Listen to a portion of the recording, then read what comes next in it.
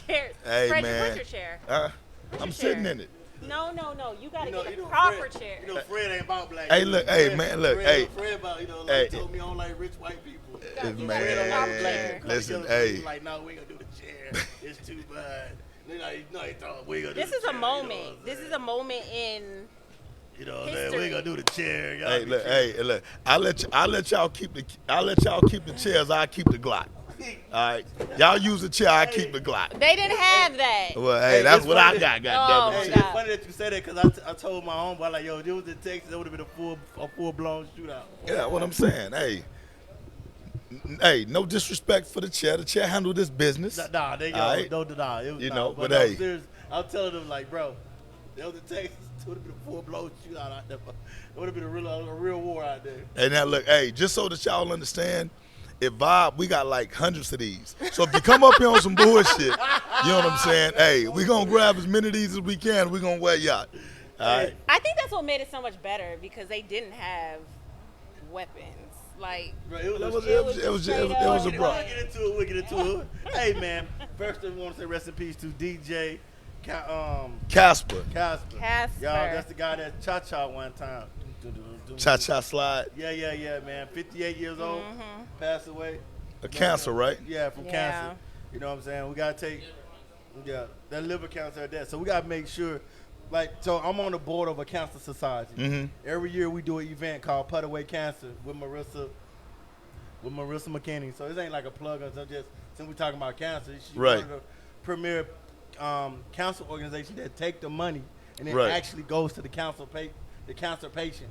You know what I'm saying? Whether they're going through chemo or they survivors. Last year we gave out over $2,000 in scholarships and stuff for the nature for families. That's good stuff, yeah. So if you understanding cancer is a parasite. Yeah. A parasite that feeds. That's why they tell you, like, when people get early stages and they find it, like, yo, watch what you eat. Right. Because you feeding that parasite. You know what I'm saying? It's not like a disease that just sit there. It's a parasite that moves around and eats. Right. Feeds and There's stuff. literally cancerous stuff in everything that we eat. America is formed, like, all this stuff that's illegal. You got so much GMOs, like light and fluid and chicken and steak and red meats and stuff. So it's a lot of, other countries have it where it don't, a lot of stuff is illegal. A lot of ingredients are illegal. A lot of foods are, ingredients are illegal in other countries that America allow in their food. So a lot of the foods that we eat, unfortunately, make us sick. You know what I'm saying? Nowadays, man, it's just my opinion. It don't seem like no matter what kind of diet you get on, man, it don't matter, man. It really I know some of the people that live the healthiest lifestyles, man, unfortunately suffer from some of the same ails and ailments that, people who don't eat great suffer from. You know what I'm saying? So take your vitamins. I remember I got diagnosed with having high blood pressure, and I was a gym rat. You probably can't tell now, but I was a gym rat. I ate well forever. Like, even when I was in the military, Tori, that's funny to you. You know, me and Tori got the same round shaped stomach. I ain't worried about it. Tori built I'm like laughing because you said it. Tori over been checking like you was a gym rat. Yeah, I know. I get me. But being healthy, eating right, eating everything. Like, I didn't smoke and drink none of my military career. And I still, like they said, high blood pressure was hereditary. Yeah. I was like, what the fuck? You know what I'm saying? So it just but shit like that happens. So I mean, no matter, even when you come out, you're a vegan. Right. It's just nigga be eating celery with GMO in it. You know what I'm saying? Yeah. So I don't know, man. It just. Well, I mean, shout out DJ Casper. I mean, honestly, this is like an international hit song. His voice. It don't matter where you play this song at, you're gonna get action. White, black, Hispanic, whatever. Don't matter. You know what I'm saying? I'm pretty sure you probably got like some Asians who jamming it. You probably got some Buddhists. He made it for his son because I think he was diagnosed with like Oh, okay. So the inspiration came from his son. He made the song for his son. Right now, I will tell you this. 48 years old, I ain't never once in my life did the cha-cha slide. Yeah, that's what's up. Yeah, I don't do it. I don't do the electric slide either though. Why, you probably I ain't slide no goddamn well. You probably don't got no rhythm. I'm pretty sure you be Nah, I sliding don't. up into people's Yeah, that's DMs. But not on the dance You don't floor, got no man. rhythm for Not it, on the bro. dance floor, bro. probably- Hey, You probably. I seen you bob your head trying to drink at the yeah. same time. I don't dance. I boogie, man. It's straight old school. You don't dance, you boogie. That's you got to do more when you boogie. Nah, man. Boogie just side to side, man. Nah, that's Gangsta not, boogie. No, it's not, Fred. That's not. Yes, it is, man. What Fred, they say, look. gangsta don't dance, we boogie, bro. Like, Who said that? No, that's not what You they don't- say. man, now Fred, hold on. Fred, Hey, you made do that I- up. That's do not I, what do, they do I say. need to go grab some OGs out of the vibe Don't give to me- come don't give to me come some confirm what it NOG. is? Them OGs ain't gonna say I don't dance, I boogie. Man, come on, We man. just pull up our Come on, pants man. and lean You're back. right. That, Right, hey, you hey, want- yeah. that right there solidifies that I know that you guys are not listening to West Coast rap. Bro, let me tell you something. Okay. Listen to West Coast rap don't got nothing to do with dancing and boogie. Okay. Well, I'm telling you. Gangsters don't Too dance, Short we told you that, boogie. did he? Pull up Well, our Too Short pants don't dance either. and- What he do? Man, he just nod his head. We West Coast, do he boogie Hey, or not, hey, Fred? he nod his Stop head. moving the Hey, goalposts. that's Do what he I boogie? do. He always I just nod my head, man. All right, Fred, whatever, man. You Okay, know, I have so- a question. I'm not gonna go. You know, it's like I better rap this guy West Coast. Well, hey, well, Legacy, I know you be dancing, right? You probably do all that new school Nah, I stuff, can't do the new school. twerking. Nah, friend. The Ricky Bobby. Hey, they was trying to protect them outlaw babies that were doing. I saw them. No. I saw them last week scoring the touchdown in the end zone. I'm like, get your hands off your knees. Hey, that's what. Get your hands off your knees, boy. That's exactly the reason why I say Get your hands gangsters off don't dance, man. All that moving your Fred, hips and wiggling and Fred. that's for women, man. Gyrating and percolating and all that kind of stuff, man. Hold on. We say that for Tori, man. Yeah, We look. let Tori do her thing on the dance floor. Men don't do that. Fred, I just seen Prince from your generation, Ready for the World. We don't even talk about Cameo. We can go down your whole list of your generation of men that's, you know what I'm saying? Yeah, and once again, but you ain't never seen. You Fred, ain't never seen. Where does the you age ain't, stop? You ain't never seen a G walking around with a cameo cup, right? You ain't never seen nobody, from my era, Yeah. emulating what that guy did, right? You ain't never seen no G going around dancing like Prince. I don't give a damn how much they listen to his music. The G's didn't want to be like Prince. All right. All right, nowadays, y'all, Who they wanna look, be like? nowadays y'all want to be just like the artist, man. Nah, man. Young Never. Thug. Never. That's more your era, right? No, Young no, Thug with my the era- my era pink Tupac. lipstick, Yeah, he is Skirts. showing his age. Yeah, my era G-string thongs. My Are you grew On up the talking about man. men or the female? That's the men. Oh, God That's bless. the new era. the new era. Yeah. Alright. Yeah, Who purses, Who y'all got in y'all Merces. era? What names of rappers? It's from just your old era? school. Too Short. Too Short. Who else? You go Big Daddy was Kane a- if you want a little He was style, live and right? die by some Kim. Too You Short. know, Yeah, you know, Method Man, yeah, Redman, all them yeah, you same know all type them. of Yeah, they all stuff. G's, Yeah. old school. Yeah, You know what I'm saying? yeah, you know what I'm saying. You ain't never caught them dancing not one time. Big Daddy Kane ain't dance. He Heavy D danced a ain't little dance? bit. Yeah. Don't let me do this, bro. Yeah, Matter of fact, okay. Heavy D boy backflipped off the stage and broke his fucking neck. What Big you Daddy, talking Big Daddy Kane had Big some Daddy Kane dancers, danced. and he danced a little bit, but it about? A was little bit. He got a whole. Man, get up out of here. okay. Fred. But is it on the same level of dancing that the rappers dance to now? Somebody they be like this. Yeah, doing all that little, See, look, You so stiff. I just feel stupid doing it, cause that's like who is that? Who made that little dance up? Who's that, Lil Uzi? Yeah, man, that gotta be the That's dumbest weird. goddamn dance. That's that Look, Philadelphia. I like it. That's that Philadelphia shit right there. Hey, Where hey, you from? Don't do that. Where you from, Tori? I don't know. He's from Philadelphia. Hey, man. I forgot You from- saying it like I'm supposed to know. Oh, you I just from know Reading, the name. PA. I forgot you just proved you from Reading. Here we PA. go. and that little Okay, dance look like that so- dude. Hey, look like the way he dancing like he got cancer. No, don't do that. Don't do that. Don't do that. That what he look like though. Don't do I that. cancel patient. I don't know. Look like somebody who having a hard time. Hey, his opinions do not affect the rest of the show. They just how he. All I'm Okay, so saying I is- have a question before we get into it. Okay, what's your I have a question, Miss Tori? This is kind of like a. Okay. I'm scared of Tory questions. Boy. It's kind of like a. Tory Okay. questions be messy. So, this is just like an icebreaker question. Just one of those questions, and then we can get into the topics. Oh, hold on. They end up jamming gin and juicing vibe. Yeah, Hey. it's old school. Now hold on, real quick before you get into your question. Yes. How would you dance off of gin and juice? You don't. That's not right. a That's my dancing whole song. point. get back to your question. That was my whole point. If you boogieing, you doing that dance. What's a boogie? Yeah, what's a That's boogie, when you just Fred? move from side to side. Fred, whatever, man. We just move from side to side. That's crazy. Like your hips move, We just or move your from arms side to move, side. That's it. I'm not dealing with Gangsta Fred. glide. Like a church from side to side type of step thing. Nah, Like, nah. We don't step. We boogie. Get to your question, Miss Tori. I'm not dealing with Fred. Dude. I wish Mills was here so Mills could dance. Let him cut a rug, bust a move. he don't dance. He Yeah, definitely exactly. don't dance. Hey, Exactly. just pull up my pants and lean back. Okay. You in the store. Oh, Got all this shit in your cart. Okay. How much would it take, or what would it take, if you had something in your cart that you know you did not pay for you to turn around and take it back? Do I know as I'm going out, or I realize it once I You get realize once you get out to the car, you unloading your cart, and then you see, oh shit, this is still in my cart. And it was unintentional. So Unintentional. I get to my car. Yeah, you're not stealing. Like, I'm oh, unloading I'ma my put this shit in my bags, car. and I'm like, damn, Yeah. I didn't pay for this. Yeah. out. Yeah. Well, Are I you, mean, is it going to be like a pack of gum, and you're like, well, that's oh, what I'm saying. well, It kind of they- depends on the item. that's You know so- what I'm saying? It yeah, kind of what would depends it on be? the item. I mean, if it's something that's inexpensive or whatnot, you know, yeah, I charge it to the game Charge it to the game. because on the Okay. cool, I know, you know, I'm gonna use the law of averages, right? There's times when I've been overcharged. Motherfuckers ain't give me my change back. You know what I'm saying? You know, I go to get my change and they don't want to touch your hand, so they just drop your change off. You like, all right, man. Now, with all them times, that done added up probably to the cost of whatever I walked Yeah, out I with. second with Fred. I'm not going back in. I'm not going back in. Now listen, I'm gonna tell you why I'm not going back in.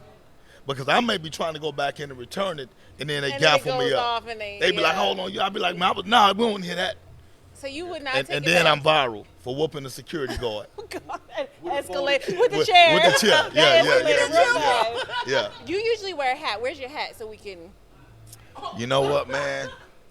You know what? On the cool, I don't know if I could just throw my outlaw hat like that. I take too much Look. pride. I love it too much. I need a hat because I know you already today is. Now, if gonna I was be- wearing like a cowboy hat, I'd be on like the Dallas Cowboys hat. I'd be done chunk that joker. I hope it going to the ocean or the river or whatever. You know. He said, I think her name Shantae Douglas said, cut it out, Fred. You wanted to be licking your hands and moving across that stage like Fred did. No. Fred, look at that hand doing it. Hey, Fred. listen. That's just funny as hell. The bones in my body ain't configured like that. You know what I'm saying? What up? All that dancing that they do nowadays Yeah. is unnatural for men. Hey, with all that It's genre. unnatural for men. Pastor Marshall said you can't charge it to the game. Oh, Pastor's on the nope. You know what, Pastor? I would walk right back in and I would return that item and I would pay for it. In fact, I would pay for the person's item behind me. Oh God. Nah, your pastor got Just you to like make that. sure. Damn. Amen. Talk about church. Amen. I'm sorry, Amen. Pastor, I ain't going back in there. I get my 10% off for the later. Hey, Sorry. you gonna as soon as you crank the car up, man, you gonna get struck down, man. Cause the Lord gonna say, I gave you every opportunity to go back in there. But I see you driving off now. Hey, I listen, got you. The Lord that put me in worse situations. I'll be all right. Tori, what would you do? Okay, I knew that shit was gonna happen. What No, would for you real, do?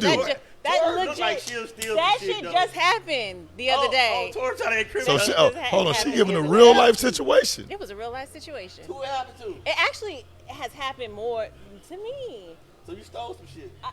not intentionally. But did you want I didn't take it back. I didn't have So enough we all in time. the car, I got your back. Fuck. All right. I didn't have enough Hey, time. well, you know what? You try that and vibe. We gonna gaffle you up. You get the drink and just try to skedaddle off like, That's no. different. That's different. That's totally different. That's bro. Like, different. Fred, he's how you trying to pick a fight. He said, that right. Bro, that's like, yo, if you try to Hey, put I'm a- on it. That's different. Bro, Hey, we got that wish factor bro, going listen, on I'll right tell you now. something. My boy at the door ain't gonna let you get a. He ain't gonna let you walk out here with no goddamn drink. He'll tune your ass up. Him and his damn dog. Yeah. Tune your ass up. Shouts out to the dog that scared everybody that come through this bitch. You know what I'm saying? So Tori, you literally just walked out. You What didn't walked even out with, try to. Tori? I didn't realize it until it was. What was it? Was you still in the parking lot? Yeah. You I had was time to go back unloading. then. I was unloading. You had time to go back. Stop it. What Because was you it, just Tori? said You what- couldn't have what been in that was much it? of a rush. 'Cause Pastor, was you when hear I that, was food Pastor? shopping. What was it? That's why I get a list of shit. I gotta have a list. As a matter of fact, I think it was my watermelon. Oh, That's so Lord, you black. done stole a watermelon. It was a Stereotype. watermelon. You done stole a watermelon. Damn, man. Look, it's not my fault that they don't scan what's in the bottom of my basket. Oh, so it's their fault that you They stole thought it. that you stole the watermelon. What would Jesus do? Don't start. Don't What would start Jesus that do? shit. Don't WWJD start. working with Jermaine Dupri. Don't start. Hey, real quick. Zoom in on my cut. Y'all got to get you one of these. I'm not getting that cup. What that say? Oh, Lord. I'm not getting that cup. Oh, Lord. As a matter of fact, Bob, I need a drink so I can turn up. Tori, you know what, Tori? You being real mannish right now. Hey. You being real mannish, real roguish. How the hell? Anyway, hey, we need to get off into this River Brawl, man, because that was some pretty entertaining stuff, man. No, I'm going to be honest with you, man. Shouts out to ASU, Alabama State University. Y'all know what it is. Down in Montgomery. You know what I'm saying? It's been a long time coming. What I mean? Huh? What? Okay. So, look, I'm going to ask y'all. I'm going to start with you, Legacy. What was your first reaction when you saw it? Yes! Yes! Yes! Then You I was watched- happy? Then I started sending people money in their cash app. Okay. I think that boy told me to start sending him money in the cash app. So you was proud. What? It was a great moment. It was a great moment in time. Tori, what about you? What was your first reaction? It's about time. You was proud. I was proud as hell. Now, my first reaction. Fred, here we go. No, but no. My timeline, it was like negativity with the Look. church. Yeah. Like this is what it was. For one, when I first saw it, I didn't realize what I was watching because I didn't, nowadays, so many fake TikTok videos and all this kind of stuff. So I really thought it was a joke or a skit, right? Yeah. So when the dude took off on the security guard, right? Yeah. I'm like, damn, are they really fighting? So then the dude started getting the best of him. Then old dude just came out of nowhere, and they all jumped on the guy, right? So I was like, damn, this is serious. Like I thought they was playing around at first. I was like, man, this is serious. Like these jokers. Then it's like 5 or 6 guys I on was a them. little nervous and for they, that security and guard. I was just saying like, damn, like where the hell is this at? Like really, what's going on? Yeah. You know what I'm saying? And on the cool, I was kind of pissed off because I'm. Initially, of Yeah. course, you're gonna get pissed off. Cause most of the time, let's be honest, even when a black man is doing a job, most situations end with the black man being villainized or killed, and the white people are victimized, and they are, you know what I'm saying? They get away with whatever, and so I think it was just one of those times where and it's a lot of backstory to it too. Though it was bigger than that boat. This is not being deep or anything, or even a fight itself. These people were fresh off a Trump rally.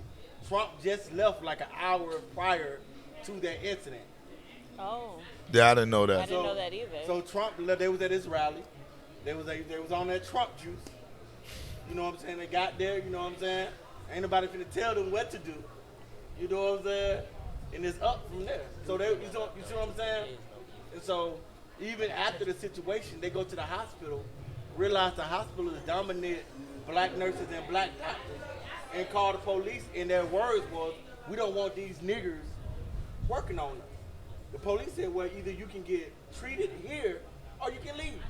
So even after that melee, they still didn't want black people touching them. Wow. So that's what I'm saying. So even when it comes to it, it's bigger than just that situation. It is Yeah. about racism. That situation was a racism thing. You fresh off your Trump situation. You know what I'm saying? A black man is not going to tell you what to do, even though you were clearly breaking the rules by Right. not letting this boat dock. Yeah. He's simply telling you, move your boat. They waiting for 45 minutes. You backing up their whole company's money. Right. It's not, you see what I'm saying? So it's more than just, we came together, this, but there was already hype off that other stuff. You know what Trump excites? Trump is the epitome of racism. Make America great again. That's a vulgar and very racist statement because of the fact that America never been great for African Americans. Yeah. That dock they was fighting at, that was the #1 trade slave port in Alabama. The first 2 streets are named after the first governors of Alabama who was slave masters. That's crazy. You know what I'm saying? And they still haven't changed that to this day. So it's more than just, you know what I'm saying? I know people make things symbolical, but to me, it was just they was at their rally.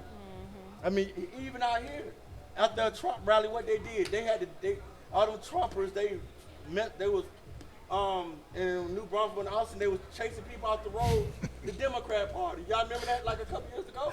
And yeah, I remember that, But you man. see what I'm saying, though? So they're exciting a riot or whatever. It's just this time they got the Republican vote beat out their ass. Simple as that. It was about damn time. Well, I tell you what, man, like I said, when I initially saw it and I saw that they were jumping the guy, the first thing that came to my mind is like, man, like, where's this help at? You know, like, and I wasn't talking about like specifically with black folks. I mean anybody. Right. You know, That's why I said anybody with some type of compassion and love is gonna be like, come on, man, what are they doing to this guy? Now, honestly, I didn't know it was a security guard at first. You know what I'm saying? Yeah. So I didn't know the context of what was going on, right? I didn't realize that till after. Now, when I'm listening to the commentary, right? Because I mean, the video was like, honestly, it's like a comical video. If you listen to the comment, the lady like, oh, they doing it. Oh, he's swimming across. You know, so it was like, damn, you know. Us, we can joke about anything. Right. That's how So we deal with trauma. so that's what I'm saying. That's why I didn't realize that it was as serious as it was, right? But then they had the one guy. He ran down. He jumped in. He was the first guy on the scene, and he was really trying to protect the guy. Like basically, come on, man, y'all get off of him and stuff or whatever. Right. Then they took off on him. He started fighting back. Now you got the guy swimming across. You know. I'm like, damn, like brother, like he just had like endless energy because he swam, got out, and went straight to the bucket. Man, what? Shout You know out what to I'm saying? Aiden. Shout out to Aiden for doing it. 16 years old. His name Right. is Aiden. You know what I'm saying? They gave him all kind of names, but his name is Aiden. Aquaman. They call him Scuba Gooden Jr. Blackaman. Aquaman. No, Aquaman. Blackaman. Well, But the either thing way is, it it's goes. just like they just once again, those 8 or 9 white people are they did all the stereotypes that they say blacks was. They had a problem with authority. They felt like they was above authority. They didn't comply. They didn't comply. You know what I'm saying? They're just the business within itself. Like, yo, you can't park here, man. We gotta get these people off the boat. You know what I'm saying? So It goes to show you how disrespectful. So, and then, like I said, and me and my homeboy Lee Money was talking about this. The way y'all see white people from the East Coast versus us under the Dixie line is totally different. We used to stuff like that. You know what I'm saying? So when they go pay for their own cemetery of a submarine, no, I'm not gonna be like, oh. I'm like, well, fuck, you pay for what you pay for. Y'all do stupid shit like that all the time. You know what I'm saying? It's amazing. Like, if you look at, and I love my white friends, but it's amazing how y'all can wrestle snakes, put your head in the alligator, but scared of niggas in hoodies. You know what I'm saying? And so it's just amazing to me. We're but apparently more scary than all of that you just said. you see what I'm saying? Y'all jump into a volcano with dynamite just to see what'll happen. You know what I'm saying? And just Now hold on. Now that's not all white folks, man. You know what I'm saying? That's the rich ones that Fred say I don't like. Y'all be doing that dumb shit. Y'all don't got nothing going hey on. man, look. Fred trying to say he trying to protect his sponsorship. No, look, hey man, I'm 100% sponsored by myself. I don't have no sponsors, man, so I ain't trying to protect nobody. I'm only joking, but you see what I'm saying? Right. Like, everything they complain about us, they show like they got a problem with authority, they won't comply, et cetera, et cetera. So Right. just those outside of the brawl and outside of the fight, it was just like, I mean, and everybody was fussing about the women. Listen, you jumped in, you ain't no gender in war. Yeah. You know what I'm saying? When we were dealing, I hate to talk about it, but when we were dealing with the Pakistanians and stuff, you know what I'm saying? A lot of them women had to die. The woman could get it. They had to die because they were the number one terrorists during the time. It's culture. We can't touch them women. We can't touch them. And they knew that. So guess what they did? They put it under themselves and they hit it. And I know. I be watching a lot of And movies. they triggered and they killing units. Yep. Right. You see what I'm saying? Sacrifice So the when you woman. get into some kind of opposition like that, and you jump in, especially when your man is wrong, you know what I'm Yeah, saying? I mean, for Flush me, your radiator too. you know, for me, I ain't gonna lie to you, man. Like, of course, you know, there's a racial tone in everything when you combine races, right? When I was in college, man, I was taking a philosophy class, and it was this one brother, and he said, man, only time that it was a black guy. He said, only time I realized that I'm black is really when I'm around other races. You know what I'm saying? Because we sit up here as 3 black folks, African American, whatever we identify ourselves as, whatever and stuff, and I don't think any of us say like, oh man, I'm black. We just humans right now, right? Because there's no prejudice, at least when it comes to skin color. You know what I'm saying? Yeah. Now, if you walk into a room full of people that don't look like you, then you're like, oh damn, I don't look like them. They don't look like me. So subconsciously, you're like, okay, man, we're different. I'm not the same, right? And I would love for people to say like, oh no, that's not the case. It's not how it No, works. that is the goddamn case. But that is the case, right? So That when is you see an incident like this, you see one black guy, 5 or 6 white people, jumping on him. It's like, wow, you would have to think that there was something more to it than just him doing something to instigate that. You know what I'm saying? Once you find out he's an authority figure, then you're like, well, damn, okay. Like, what if, you know what I'm saying, the roles were reversed, and that was a white cop at a traffic stop telling them, hey, man, you need to move your car, do something, whatever, and 5 or 6 black guys jumped on him, you know what I'm saying, or whatever. If the backup came, and they like just killed all the black guys, they would be justified. And they would be like, hey, man, they jumped on this cop, his life was in danger, all this other stuff. So whatever they got is what they deserve. Well, now, I mean, it's different levels of authority when you're speaking into that aspect. You know what I'm saying? When you're dealing with the police officers and stuff, like, I just seen where people that turned against a police officer and it went down like that. Right. In my real lifetime, you know Right. what I'm saying? Back in my hometown, stuff happened where a preacher, Pastor Kenny Walker, got shot, executed, handcuffed on the curb. right, From a traffic stop. So when it comes to police and badges and stuff of that nature, that's a delicate line. You know what I'm saying? Like, you know how I feel about the police, and I don't see gender, color when it comes to police, because I was an infantryman, and it was for police the world. You know what I'm saying? So we held to a higher standard. Right. So when you're looking at authority like that, I mean, I'm guilty of the shit too, because when a mall cop or somebody said, "But sit your rental cop ass down." So when I go, I'm guilty of shit like that. But you know what I'm saying? It ain't enough to disrupt where I want to steal off on them, whether it's Right. black, white, or whatever. But in this situation, I just feel like these people, these white people, they got money. They're a family. but they didn't. I mean, They're a family with money. if I'm being prejudiced, they didn't look like they had no goddamn Hey, money. They look like hillbillies, buck tooth, Hey, but you know how many millionaires backwoods. But this the thing, us as a black culture, we a lot of us used to people looking like they sour when they walk around here looking like whatever. You know what I'm saying? Right. And they have whatever. So I mean, you gotta keep in mind these people on vacay, but they having money. They felt like they had power, position. They felt they can do that. Well, I'm gonna tell you something. Like I said, and y'all already know I am, man. I try not to make everything racial. You know what I'm saying, and You can't whatnot. avoid this one, though. Well, no, what I'm saying is this though. Like, one of the things that really disturbed me, Phone died. is after they did what they did, they just casually walked off like, hey, Yeah, they like thought it was I over mean, out like, there. yeah, I mean, not that they even thought it was over. It's just like they act like they did nothing wrong. Like, you just jumped somebody and you went back to your boat and you started to enjoy yourself again. You know what I'm saying? Most of the time, if that happened to some brothers who done something like that, they getting gone. They like, man, we got to get the hell up out of here. We can't hang around because we know that the cops are coming and the cops are going to do something to us. And then they went back to the other boat without even worrying about moving the main boat. Right. The boat because you gotta keep in mind, like, I know the video is real fast, but that boat, he was arguing with them people for 45 minutes before that happened. Right. You see what I'm saying? It was like, yo, y'all have to move the boat to the point where, hey, if you don't get this, I mean, I'm quite sure you are the person that's in charge of this dock. Right. Move the fucking boat if they don't want to move.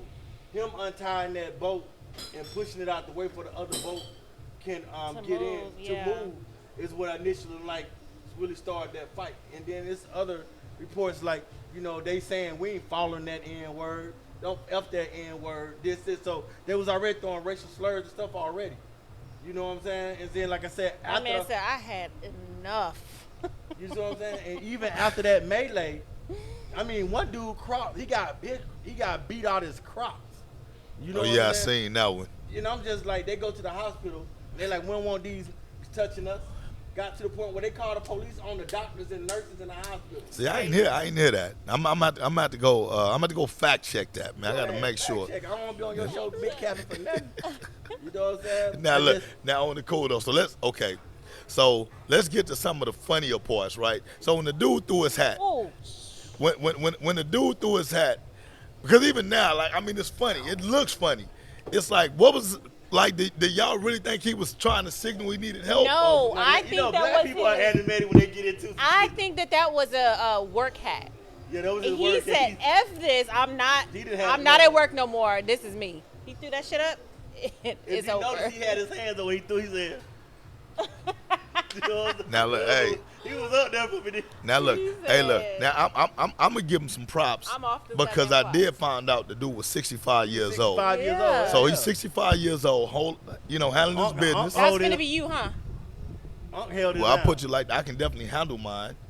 At You know what I'm 65, saying? you finna handle Yeah, your business. 65. I better handle my business. I ain't 65, but I would. You know. Yeah, fat. You know, the thing is this. You know what I'm saying? Like, old boy. You know, I don't give a damn how y'all think he may look when it came down to handling his business. handled his He fucking handled his business. Now, What was that? so now when you look at the situation with the chair, right? Now I'm gonna be straight up with you. Here you go, disrupting the class again. Sorry. You know, Jew, he said the Crocs were fake because they didn't go into sports. hey, that joker had them Crocs on his calves. Bro, I'm talking about they turned that nigga Crocs to fucking knee pads, bro. Man, That boy had on some Croc pads after they got done with him. hey, them Crocs was all the way up his legs. But so It was Q Dogs out there fighting, bro. I don't know if y'all saw the purple and gold. It was Q Oh Dogs. yeah, I saw that. It was Q Dogs out there. Yeah. hey, Oh, can you shut that door no. back? It was Q Dogs out there. It was Q Dogs out there as well. Now, look, I get now. I'm not gonna lie. I get when the young boys were fighting, it was backing Unc up. But when it got to the other side, it was nothing but old men. All them old men grew up doing the dog Oh, fighting. you know what they was fighting for. Them the water hose baby. Right. You know what I'm saying? You know what they was fighting Them the water hose baby, German Shepherd bite babies. Right. So when they were throwing punches, they were throwing them daddy left, but they were definitely throwing them civil rights. You feel me? Man, I'm talking look. about They were landing them civil That's what I rights. said. They was tired of it. Listen, for every water hose and dog bite they had, them Mm-hmm. old man, some of the old men was from the VA. I'm like, look at Man. Pops out there. They was So- tired of it. So what's y'all opinion on the chair? Because I've seen a lot of Listen, mixed opinions and mixed hey, feelings I'm on. gonna I say, prefer the chair over a gun. I'm gonna say this. Any means necessary. I put it like this. First and foremost, anybody that opposes the chair, fuck your thoughts and your opinions. When it's war, it ain't no rules. If you jump into war and you woman or man, nobody didn't say that when them women was stomping that man out. Hey, she got caught up in the crossfire and got her ass. She got what she laid out. Listen, women in the WWE get hit with chairs all the time. Shante said he swung that chair with the power, authority, and permission of the ancestors. Hey, You know what I'm saying? So, and the thing, I don't even think he tried to hit that lady for real. I think he was just. nah. He was just old. Hey, She was that- just right there. He just, Look, that chair reminded me of an old school cartoon when he hit him and the chair just take the form of their head, just bam, because he hit her a couple of times, he didn't he? hit about one time. He hit about one time. Police gonna let that do that. Now the police sat back and he's Hey, you know what on the cool? Hey, the police was very nonchalant. Cause the police, Wasn't he black? the police, Yeah. it was a black woman, Yeah. a black man. It was a white police out. There was Yeah. a couple of white cops out there. It was like, I'm taller Billy right now. Meaning, Well, you know what? Look, Now on the cool, the police didn't try to break it up until that chair got involved. man. They had to stop him with the chair though. Okay, so what this kind of remind me of is like a complete role reversal. So once again, you know, my opinion is this, right? You can say it's prejudice or bias or whatever. You know, typically when I look at these type of situations and black folks are on the worst end of it, you know what I'm saying? It does build up anger. You know what I'm saying? It does build up frustration because you like, why can't other people see what I see? That what these guys are just not, you know, the cops are not right, or, you know, the actions are just overboard with it, right? So then when you see other cops, like, literally do nothing, like they just casually watch, like, man, can't none of y'all jump in and be like, hey, man, that's enough. You know what I'm saying, or whatever. So when I was looking at the cops, you know, I ain't gonna lie to you, I was kind of like, damn, y'all ain't gonna do nothing? Like on the cool, because I was expecting them to do something. You gotta understand, I was raised in Columbus, Georgia, Phoenix City, Alabama area. Then the metropolis, Fort Right. Benning, Georgia. that metropolis. Went to school in Montgomery. You got to understand the atmosphere of, like, the police stations are very divided in those countries, in those type of situations. You know what I'm saying? Even here in San Antonio, I know I got a lot of police buddies and stuff in here that deals with, you know, it's not enough black police officers to police black neighborhoods, right? And I felt like they were doing something though. I felt like they got in and was like, okay, let's try to break it up. I mean, they did enough not to get fired. Right, that's they what did I'm enough, saying. I think it was one of those things. I'm gonna show y'all how y'all do us type ordeal. Because had it been a white cop, and it was white cops out there, but he was just outnumbered. Yeah. And now believe me, I really feel like this, honest to God, if white police would have jumped in that situation, it would have made that melee a lot worse. Yeah. Because altogether, it would have just been like, there y'all go protecting them doing wrong. Now we're going to take, it went from a civil situation, because by law in Alabama, just like Germany, in Alabama, if you see a person getting jumped or unfairly fighting, it's your job as a Samaritan to jump in there, and you will legally not get in trouble. So that's why, for those who like, why ain't no black people get arrested or whatever, that's why that law is in place. You see what I'm saying? So in Germany, if you witness a car accident or see somebody fighting or hurt and don't break it in, you get a sentence of a minimum of 2 years. Yeah, that's crazy. I heard that. You know what I'm saying? They got a strict Good Samaritan law over there. Right. So that's why a lot of the black people are not being pressed with issues, and you can't argue.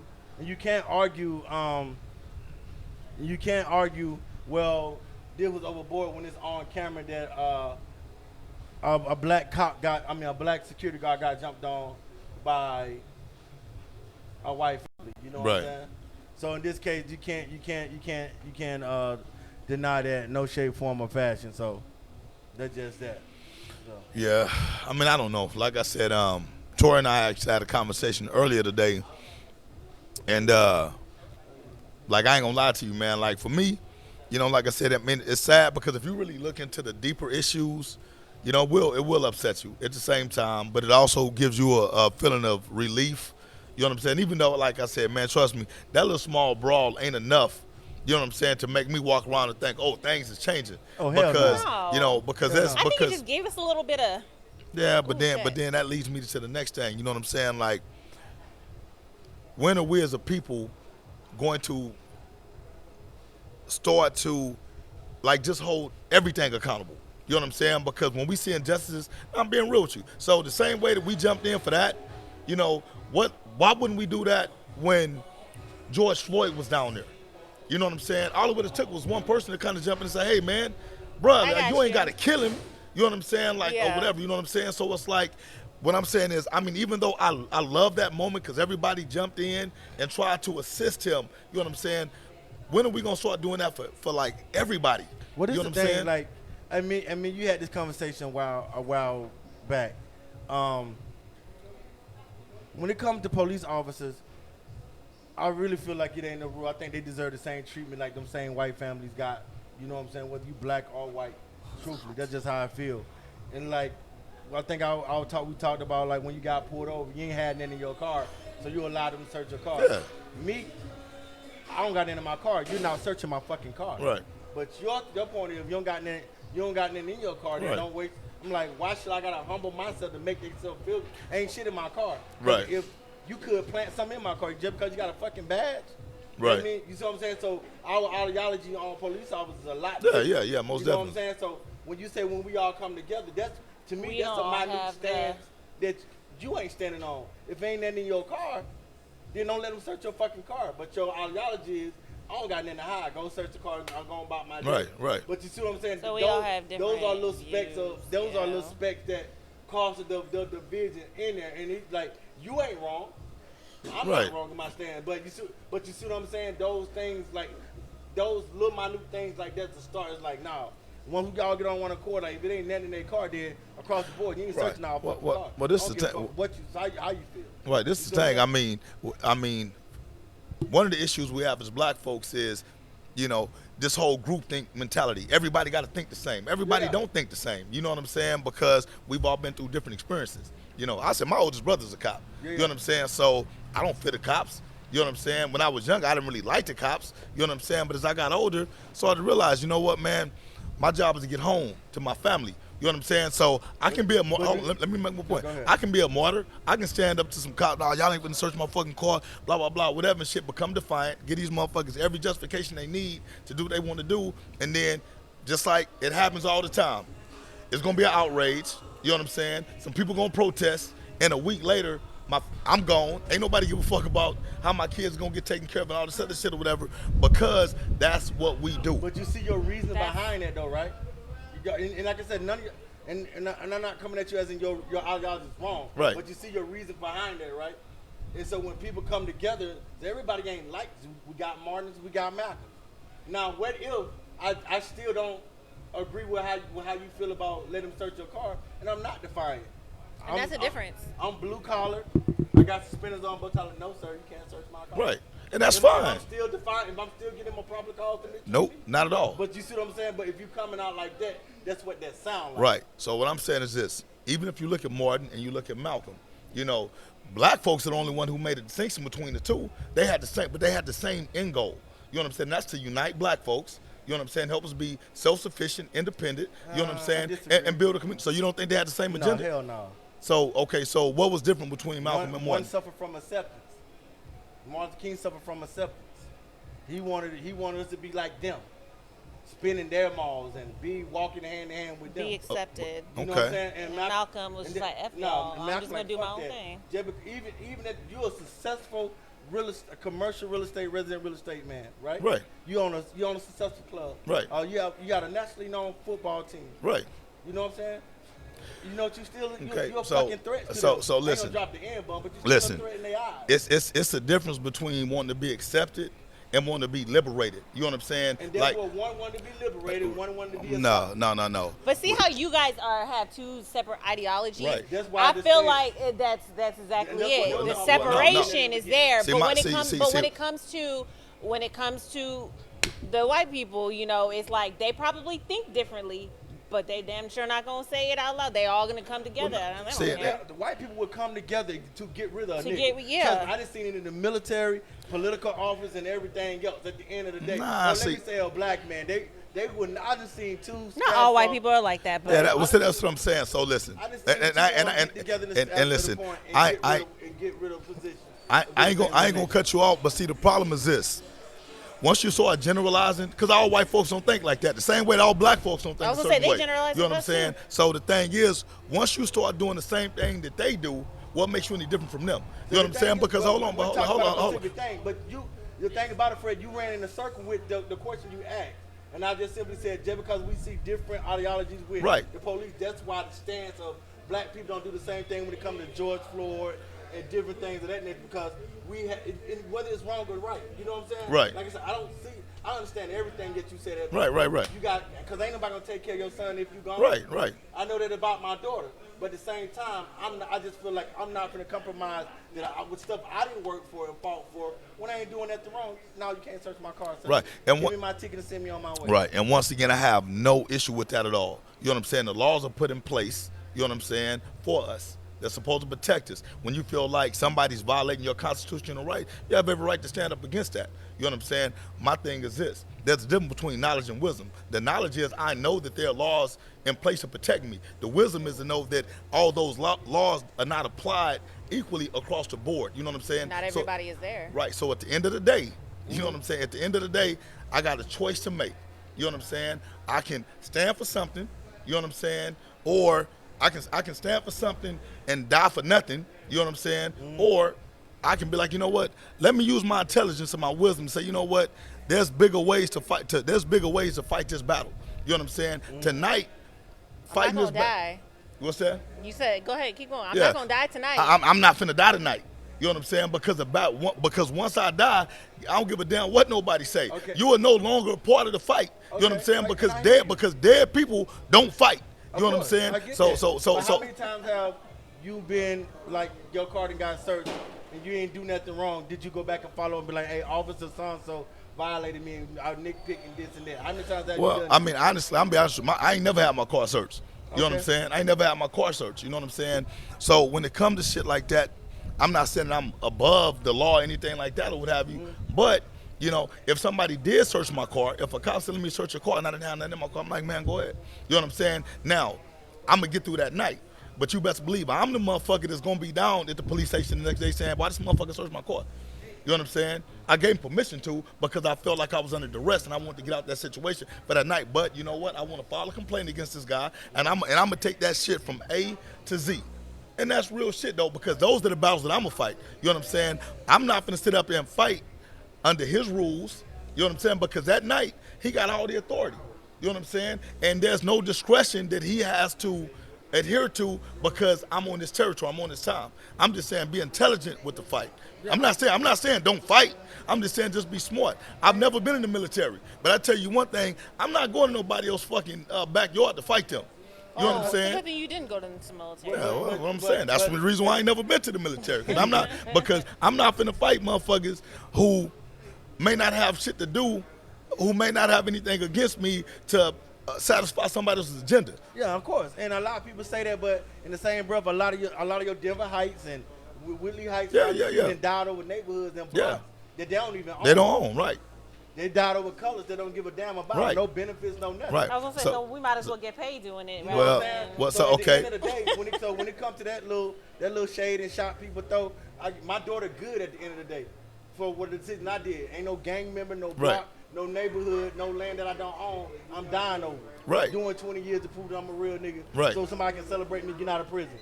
Right. You see what I'm saying? So that's when it comes. So when it comes to that, but back to the main question, those are the reasons why it's hard for us to get on that one accord when it comes to, and a lot of us don't know how to fight political either. Right. You know what I'm saying? So like those different views when we sit down and people talk, you know, that it's just hard for people to understand it. Some people F the police or they love the police. And it's hard to, you know, it's just something we got to be educated in. Shantae had said the laws were never intended to protect us. No, not at all. And she also said because not all people are monolithic, we have some real coons and Negropeans. Yeah. Too many people are for self instead of coming together in unity. Right. Yeah, definitely. Yeah, and I agree with all that. But an intelligent person, you know what I'm saying, will turn the laws to work for you. You know what I'm saying? Because the thing is this, all right? We live in the country. We know that things have not been equal, right? Yeah. We acknowledge that, right? Yeah. You said earlier that Martin Luther King wanted to be accepted. Well, ain't that a part of being equal? You know what I'm saying? Like, how's that not being equal? Okay, so if they told your ass, you know what I'm saying, go back to the segregation days, all right? If you walked into a store right now and they said, hey, man, we don't allow black people off in there, you'll be cool with that? No. Right. But so you want to be accepted into their spot. No, not necessarily. How is that not necessary? So you say, okay, just like they don't want black-ass athletes in these colleges, and y'all be recruiting them and going to these fucking schools. Right. They accepted in the school, but shit is not equal. Right. By a long shot, it's the same. So in those segregation times, especially with look, those legacy. Segregation times during that time, Legacy. it was those people that I'm talking about right now, Right. present day. Present day. If you walked in any establishment and they said, "Man, you're black, you cannot come off in there," it would be a fucking problem, and you know that. Yeah, you know what I'm saying? But this the thing, I guarantee you, check my bank account. I spend more black dollars in this city in more black stores. Right, more but black- at the end of the day, it's not about money. It's not about money. It's I not don't- about money. I don't- It's I about don't- access. about money. It's not about money. It's about access. Because it don't matter. I don't give a damn. You could have $1 billion. You know what I'm saying? But if somebody told you you're not allowed to come into this car dealership, we don't want your money. Your money's no good here. Most folks bust their ass to get to a position where they can do whatever the fuck they want to do, with who they want to do it, with however they want to do But it. we both know, like, it's 2,744 black billionaires in the world today. Okay. Google that, fact check that. Right. Right? And so, if people with money to this day that still don't get treated as, Oprah don't get treated like Bill Gates. But I mean, well, I ain't gonna lie. I wouldn't know that because I don't run an Oprah circle. You know what I'm saying? And trust me, Oprah don't get treated like motherfuckers out of Denver Heights. You know what I'm saying? So what I'm saying is this: it's white billionaires that don't get treated the same way. You know what I'm saying? Course. So the whole point they that get treated better than any black billionaire, Denver Heights, Columbus, Georgia, Phoenix, Alabama. Well, see, when you say any black billionaire, you mean to tell me that the lowest white billionaire get treated than the highest black billionaire? That's what you're saying. Name who you I don't. think is- Well, for one, I don't know any. I don't know anybody You personally just- so that's a like you billionaire. just asked me. Black, white, You just- Hispanic, Asian, or whatever. You just asked me. So, like, the lowest billionaire Right. get treated better than the highest black paid billionaire. No, I said I was asking you that.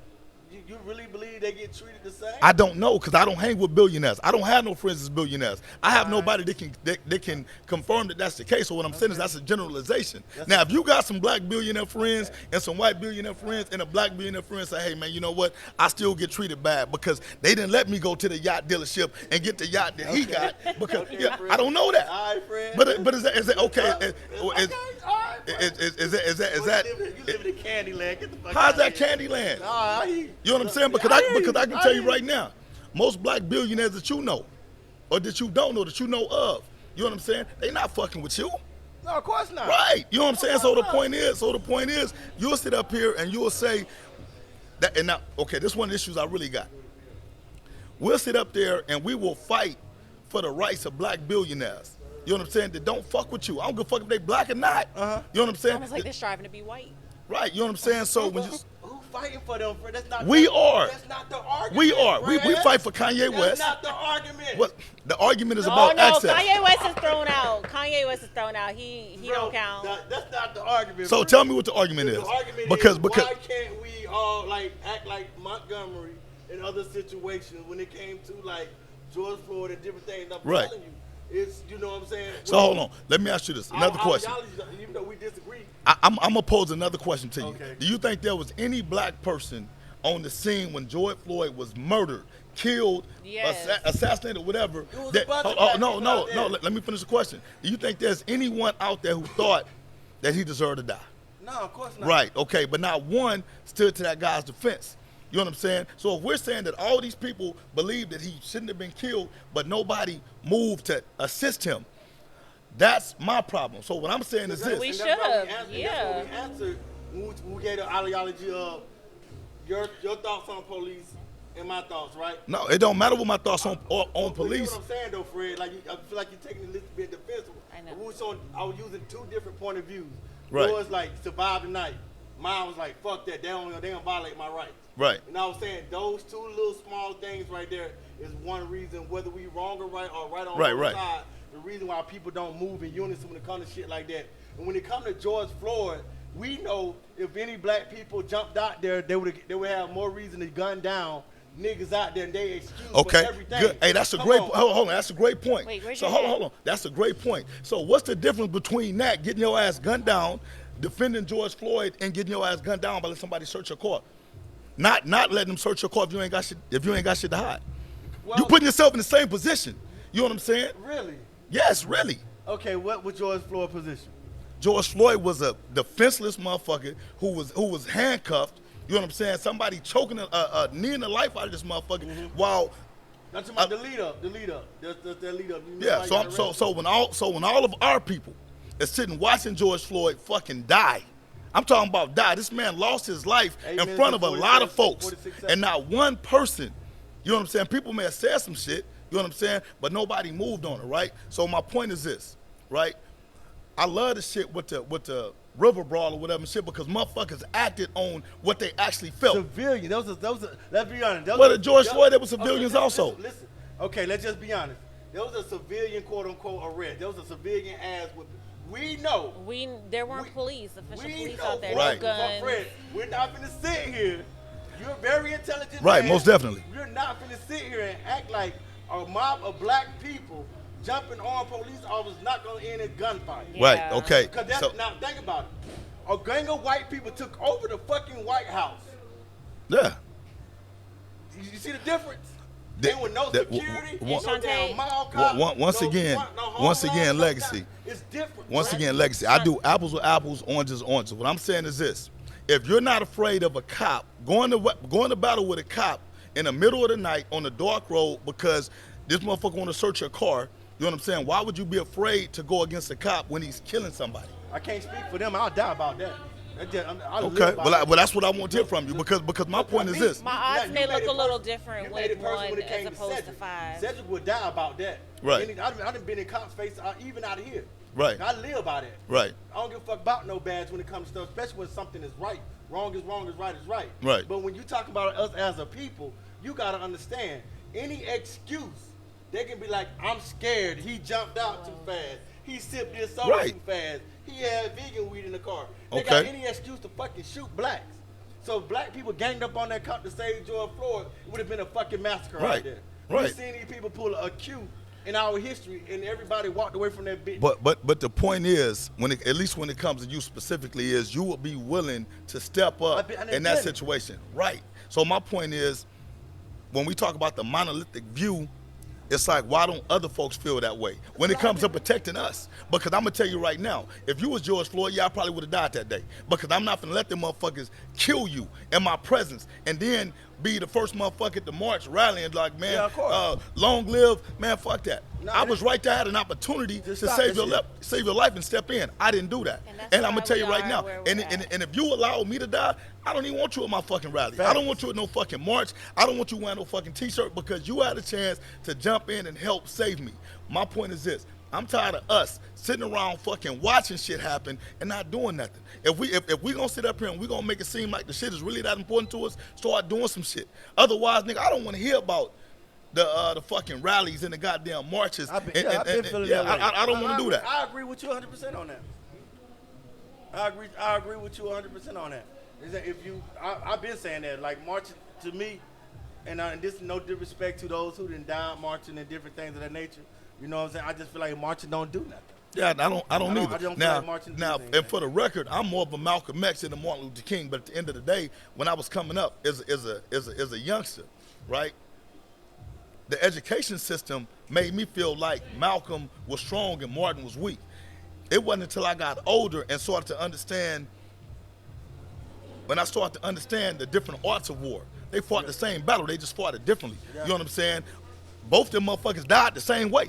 Yeah. They both got executed. They both got killed. Yeah. Probably by the same motherfuckers, right? Yeah. So once again, they both had to be some type of threat because they both got took out. And the fucked up part about it is it was almost probably at the hands of motherfuckers who looked like us who didn't believe in the shit that we believed in. Most likely, You know what I'm I saying? believe- So that's why I say the shit that I say. So of course, like I said, man, it did make me feel proud to see our people standing up against any type of, you know, and I even go as far as to say disrespect. Because, man, I'm just tired of us getting disrespected. Yeah, yeah. It ain't even got to do nothing with a motherfucker getting beat up or whatever. Man, motherfucker, don't disrespect me. Yeah. You know what I'm saying? If I'm here with my son, you just can't come push me out the way and tell me to move my shit. No, motherfucker, you going to respect me Yeah, yeah. as a human. You know what I'm saying? Not as a black man or whatever and shit, but just as a fucking Just as human. a human. Give me that fucking respect. So now, when we transition over to this shit that we talking about, right? This shit is still comedy, though. You know what I'm saying? So when I say still comedy, what I mean is this. If I was white, right? If I was white and, you know, I done benefited, you know, maybe not, I done benefited indirectly, right? Because not all white folks benefit from Yeah, of course. slavery and all this other shit. But let's say, they get an indirect benefit, right? And I'm watching some black folks celebrate, and I'm like, it don't take much to distract y'all from the bigger picture. You know what I'm saying? There's still other shit going on that needs to be addressed. You know what I'm saying? And I'm not gonna pull the bullshit whole card when they say, oh man, y'all need to be worried about all the black on black crime. We know that crime is crime, period. You know, crime is based on, you know, opportunity, you know, demographic makeup, all this other stuff, whatever. So if you're around a lot of black folks, you're gonna have black on black crime. There's a lot of white on white crime, whatever stuff. But at the end of the day, I just don't like the fact that the narrative is put out there to where we get happy over small shit, you know what I'm saying? And that's enough to pacify us. I want real change. You know what I'm saying? That's the shit I'm looking for. So although I can have a good laugh with this and watch a motherfucker beat a lady over the head with a chair, watch a motherfucker jump in the river, watch a motherfucker throw his hat up, all that shit is funny. You know what I'm saying? Because it's like we the king of memes. There's a fucking million memes out there. You know what I'm saying? But at the end of the day, you know what I'm saying?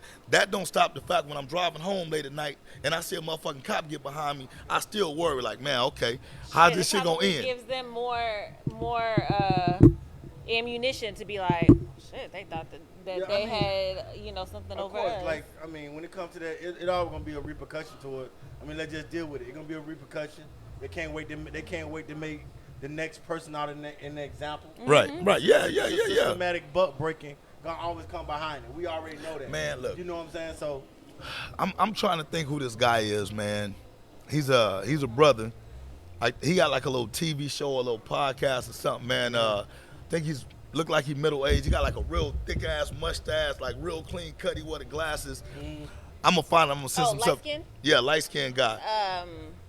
he ain't part of the Nation of Islam, is he? No, I don't think so. No. But About. this dude brings a lot of attention to like black Got a thick injustice. accent, right? It ain't really an accent. It's more like a southern accent or whatever stuff. know. But the dude, I mean, he's real sharp brother, man. If you watch him, trust me, anything he put out there, you're gonna be pissed off about. Like it brings like all that anger because it's always showing how black folks are being mistreated, especially by law enforcement, right? The whole point, once again, that I'm going with it is this. You know what I'm saying? Like, there's so much shit out there that we don't see. But when it's brought to the light, you know what I'm saying? Yes, it does make us. Well, I can't speak. It makes me angry. Yeah. You know what I'm saying? Because I don't want that shit to happen to my son. I don't want shit to happen to me. I want it to happen to you. I don't want it to happen to you. You know what I'm saying? So it's like, just like I said, having the fun with it is cool. You know what I'm saying? I just don't want this shit to be a meme moment and then nothing happens from this. You know what I'm saying? One of the greatest things that I think came from this, and you know, I will now. You got some coons. You got some. I don't even want to use Uncle Tom because I found out Uncle Tom was actually a good brother from the research, right? So I don't say Uncle Tom's no more, right? But they had a coon. All the coons out there, and there's a lot of them who are gonna sit up and they're gonna try to minimize the fact that even though this was just a brawl, nobody pulled out a gun, anything like that or whatever, it did show some black unity and some black love. Yeah, of course. We came together and we fought for some fucking right. We fought for some right. So, like I said, if nothing else, I applaud and I appreciate that fact. And I just want us to be able to do more of that, man. Of course, I think like and when it comes to the police, it's just a tricky game. It's a lot more. That law enforcement is a chess game. Yeah. Even though, like, how many times we done seen them on camera doing wrong and they still get acquitted. They still don't give a damn. You know what I'm saying? So it's just like, yeah. And I would love to see the same energy when police out of line. I don't care what color, creed, gender you are. Right. That you get that mopping glow and we'll deal with the repercussions afterwards. You know what I'm saying? You gonna pull the child or what, dog? Yeah, go ham on them. Go ham on them. Now, Tori, you know. Look, hey, hold on. This damn chair. When you get out of line. Hey, real shit. Where's my hat? Look, Tori ain't gonna do a damn thing. Damn. Tori stayed on the boat. Tori ass was still on the boat. No, I'm a swimmer. Hey, I would have been swimming. Shout out to the Hey, crew. hold on. Tori's been swimming the other way. The other way, she be floating backwards. Y'all so shut Because when she tell her husband that, her voice get high. Oh, come on, Brian. Check it on, come on, Brian. Let me see. But no, shouts out to everybody. Shouts out to the crew members that was on that ship, on that boat that helped as well. You know what I'm saying? That was all them guys in them blue shirts or whatever. All the guys that was in the blue shirt was crew members and stuff of that nature that came out there. You gotta keep in mind, those people been working together for so long. Right, they family. Like family. You know what I'm saying? Like if pop off, I don't care. Like even on board the door. You know what I'm saying? If I see somebody getting into it with them, I'm gonna, hey, what's happening? Right. You know what I'm saying? It don't got nothing to do with skin color. It's just wrong and right. Right. These people fresh off They put themselves in that They was situation. on that two Trump. You said they was on their Trump. They was on their Trump right Joe now. said- I wait. didn't know about that. No, seriously. They just left a Trump rally. Right. He came to Montgomery. He flew out like an hour. Hey man, before that. two thumbs down for Donald Trump, man. You know I what mean, I'm saying? I don't care if you voted for him or not, man. He's a I'm bad just saying, dude. But that's what they was on. Like I said, when they went to the hospital, they was like, I don't want you in touching me. Don't touch me. The doctors, no, none of you ends touch me. They called the police on the doctors. The police was like, yo, you Hey, get treated here or you can go somewhere else. But I can't do nothing. They work. Y'all probably too young to remember the Jeffersons episode, huh? When George saved the KKK dude. Yeah, he walked off. He said, "You should have just let me die. To let Yeah. me put his nigga livers on me." Know what he said? So your ass is old then, huh? You old, dog. You be trying to perpetrate. Legacy, you old, dog. No, hold on. You got to set it up right, though. So the son was a KKK member, too. Yeah. So the son was like, once George saved the dad's life, the son was like, well, Dad, he saved your life. He's a good person. We shouldn't be thinking like this. And the dad came back. You should have let him. If I would have known he was he said the N word. Yeah. I would have died. You should have let me die. Let me die. They just rolled him out. George said, well, they never changed. And George cried on that episode, actually. Sherman did cry on that episode. Sherman, stop crying. Well, rest in peace, Sherman. Anyway, man. Joe So look. loves 11U. Joe asked. Joe who? Montez. Okay, what up, Joe? Tell Joe, hell yes, I tase Joe. Oh, I thought he was going to ask me a question. I just want to get it out the way. I'll take the shit out of you. Now, what's up? He said the 49ers are playing on Thursday. On what Thursday? So, see when we talk about black issues, then y'all talk about football. Okay. This is a football network. Well, hold on. Hey. Little league. If the 49ers playing on Thursday, then we got to alter the schedule, man. Because I can't miss that was my his Niners. question, too. You finna miss them. No. Next Thursday, we off. No. We're going to go back after the Niners take this L. You know what I'm saying? They're going to represent the white family, whoever the other team is, going to be the niggas. Who they playing? I don't know. He said if they were playing. Oh, Joe. They not playing Thursday, but yeah. We not do do. hypothetical. He said if they. Joe, that's why you got good health. Go ahead.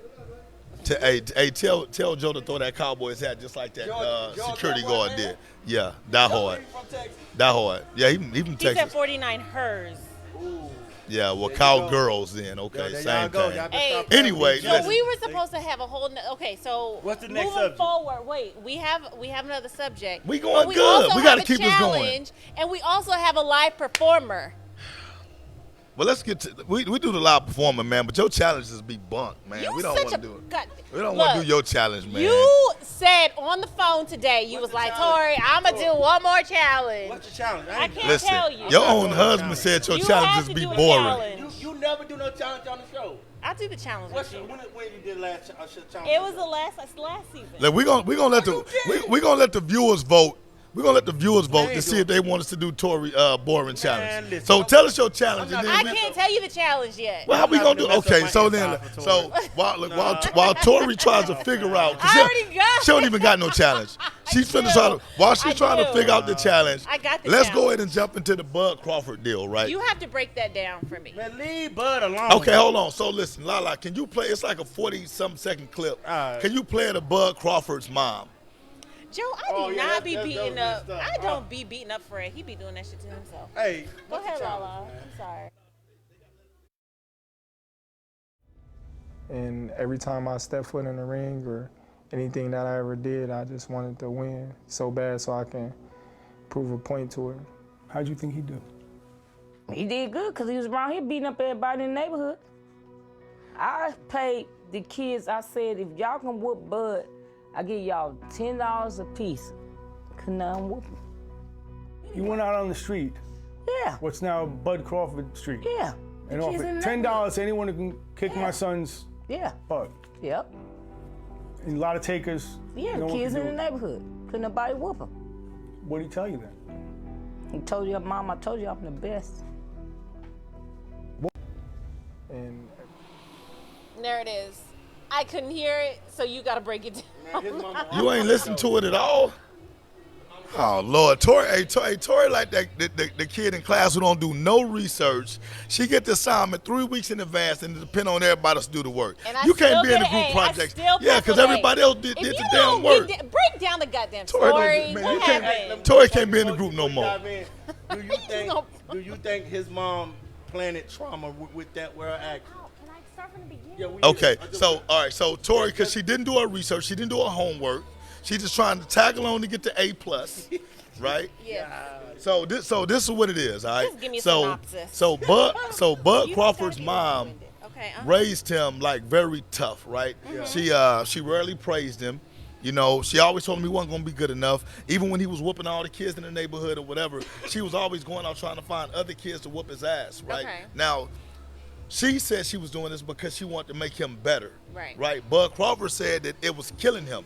Only thing he ever really wanted to hear from his mom was, "Hey man, I'm proud of you. I love you. You know what I'm saying? Like, you're enough." So he says he never got that. So that's what kind of shaped his mentality. You know what I'm saying? Where he has to go out there and always whoop ass and do this because he was constantly trying to gain his mother's approval and acceptance. Okay. Now the whole time his dad been saying my son gonna be a world champion. Right. He said his dad, the But mom we and never- dad we wasn't never talk together. about The how mom and dad wasn't mama together. cuss. We never talk about toxic women that's bad for their kids. Right. We always saying when the dad was being the backbone for the son, his mom was being the raggedy ass woman she was to make him a Right. Right. Right. And I don't think that, yes, it driven him to be, to be who he is, but to not ever seek, you know what I'm saying, to never say you love your son or love or proud of your son is a problem. Right. You know what I'm saying? So I think with that probably birthed more trauma. Yeah. You know what I'm saying? And he channeled that through his fighting. It helped, but he probably still needed to seek some kind of help with that because it's still an issue to this day. Right. And she think that's okay. And if I were him, she'd have to suffer. Like, you don't get none of that. So, Still his mama though. I don't give a damn. well, obviously, and this is the part that's kind of troubling to me, right? Because even after the fight, I seen Bud mom in the ring. She was dancing. Yeah, she was out there. She was out there tearing it up, right? She was proud of her son. Evidently, Bud wanted her to be there because she's there. I didn't see that. Was the dad there? I mean, I don't know what role the dad plays. Is dad a trainer or whatever and stuff? Yeah. But the bottom line is, when I saw the video, the reason why I said I want to talk about it was because Bud is now, I think he was the first one in his weight class to unify like 4 belts or whatever and stuff. So people are saying, wow, this is an amazing guy, right? Yeah. When you see how his mom raised him, some people are going to say, well, damn, she raised him right. Look at him. He's a world champion, all this other stuff, what have you, and they're going to disregard the fact that, man, this kid was basically fucking abused, mentally abused, emotionally abused because, I couldn't imagine, like, and I'm all for tough love and tough parenting and whatever stuff, man, but never telling your kids you love them, always telling them they're not going to be shit, always telling them somebody better than you, like at what point in time, man, do you say, you know what, hey, son, you are enough, and even if But what if she never got that? What if she never I don't got give a that? damn. But you should give a but damn if because you Why? watch that the video, though, like, you wouldn't even ask the question, and that's not a shot. She said she intentionally did that. Okay. Right. But She my is thing is, planning even it if she somewhere. never, okay, so listen, man, this is the crazy part about parenting. There's no book on how to parent. Exactly. You know what I'm saying? So who Like, to is me, anybody to judge? right. Well, I'm not judging, but what I'm saying is this. I truly believe that parenting is instinctual. You know what I'm saying? Like, Okay. if and of course, like, you just look at nature, right? Let's say an animal, go ahead, there go your Long Island iced tea, man. God damn, Maurice. Okay, Maurice. Maurice feel that joker to the rim, man. Try to make a statement. I'll get You know. the shell, get the organ.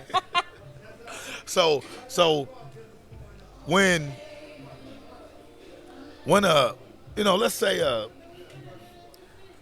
and I don't want to overreach with There it, but it is, Shantae. I don't want to overreach with it, but let's say like, I'm sorry, go ahead. okay, so what I'm saying is this.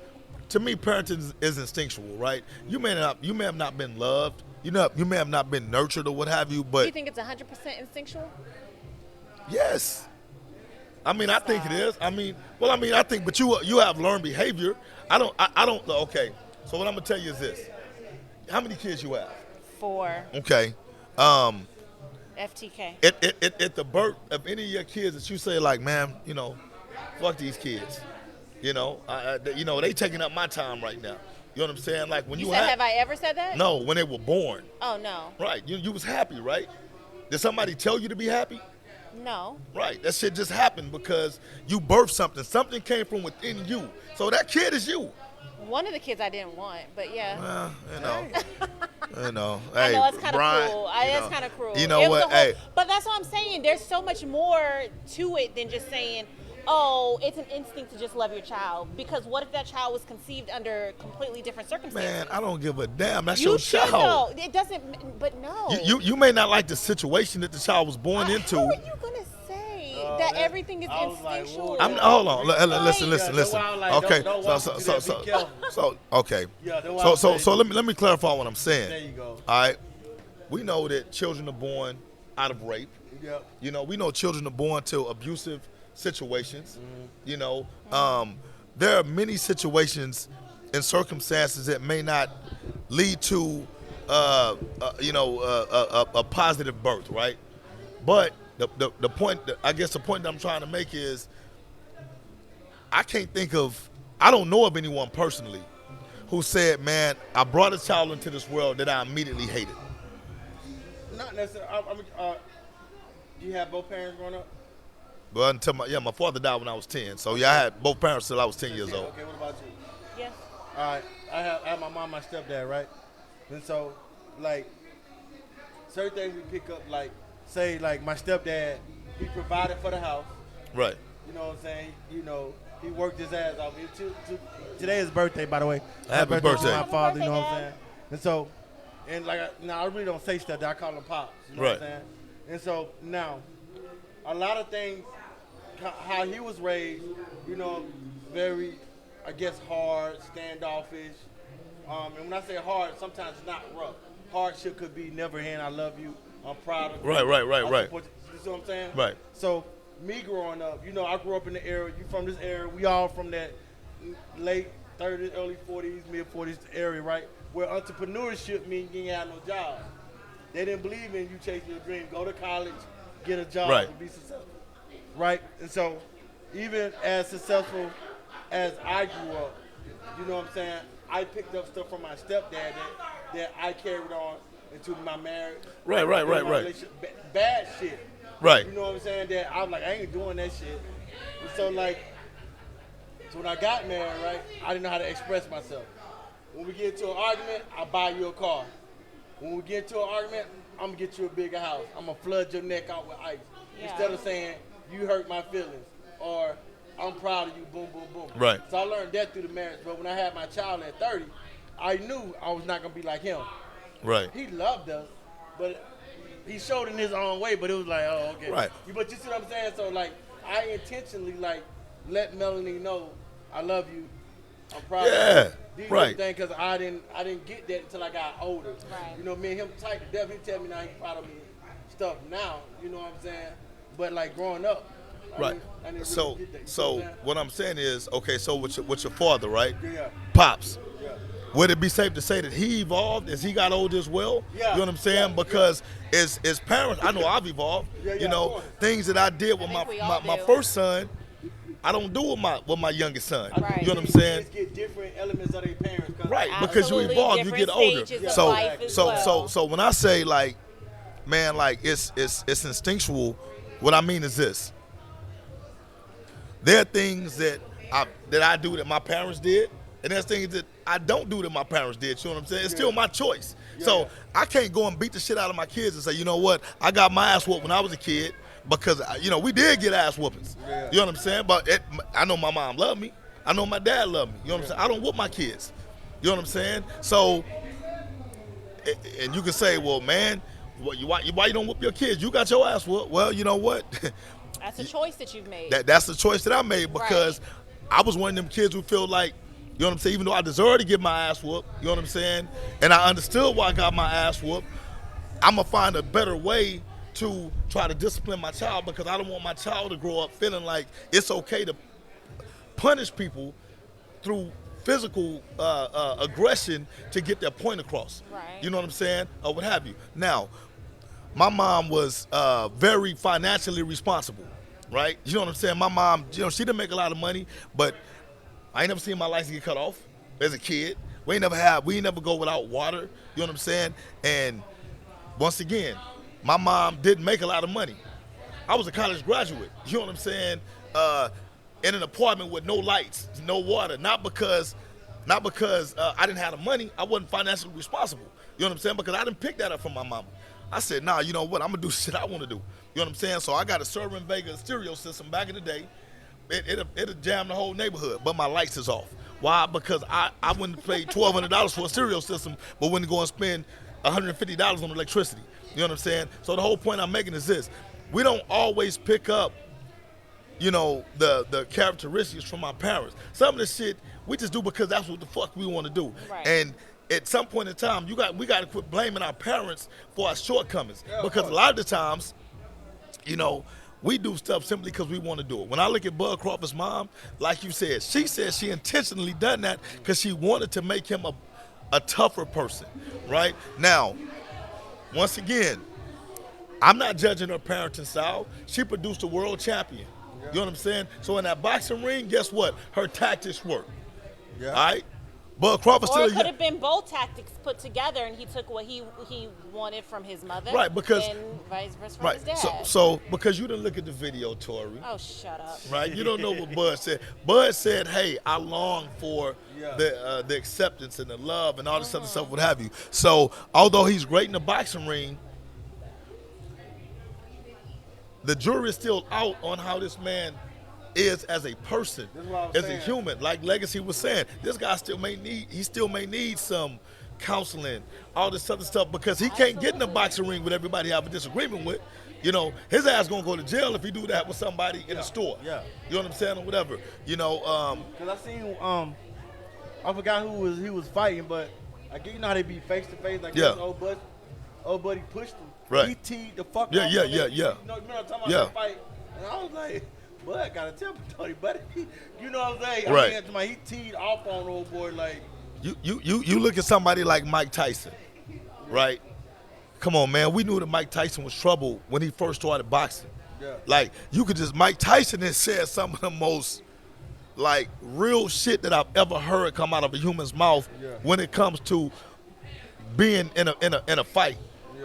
He was like, I want to kill you. I want to do this. And I'm like, damn. But that's how this man get amped up to fight. Right. So when they say, would you get in the ring with Mike Tyson for $1 million? Hell no. It ain't enough money for me to fight Mike Tyson With my because old Mike. nah, I'm not getting in the ring with no Mike. You know what I'm saying? Shit. Luke Michael Lear, Jackson, Mike Luke- fuck that. oh, But shut look, because all the ass is crazy. All the mics is crazy. But anyway, what I'm saying is this. Mike Tyson felt like he could do the things that he did because of how he was brought up, how he was raised. He used that just as an edge. You know what I'm saying? Now, once again, you know, I think Mike Tyson's a pretty good guy now. But coming up, Mike Tyson was a fucking monster. You know what I'm saying? Like real shit. You know what I'm saying? I mean, you got the psychological, like, successful. The thing about successful black men that come from poverty, man, you gotta understand. There's a lot of demons come with that. Yeah. Like with DMX. DMX wasn't a cokehead when he got in when he was signed to a record label. He was dealing with that cocaine and crack before he got his deal. His uncle introduced him to crack cocaine at 9 years old. You know what I'm saying? The demon just was easy to feed once he became Once he got the money. DMX. Right. We have these traumas, you know what I'm saying, coming up. If there's even with my, like I said, I use myself as an example. As a black man, you know, it took forever for me to be like, hey, I'm delicate, deal with me politely, because I love hard. Yeah. And if when I love hard, whatever comes with it, come with it. You know what I'm saying? So learning how to quote unquote protect your energy, learn how to channel your emotions, learn how to communicate and know how to communicate. Right. These things, a lot of these things, you know what I'm saying? We joke about like, oh, well, OGs from back in the day. Well, the OGs from back in the day fucked up a lot of people. Yeah, A that's lot true. of your uncles fucked up a lot of people. A lot of y'all nasty ass granddads fucked up a lot of people.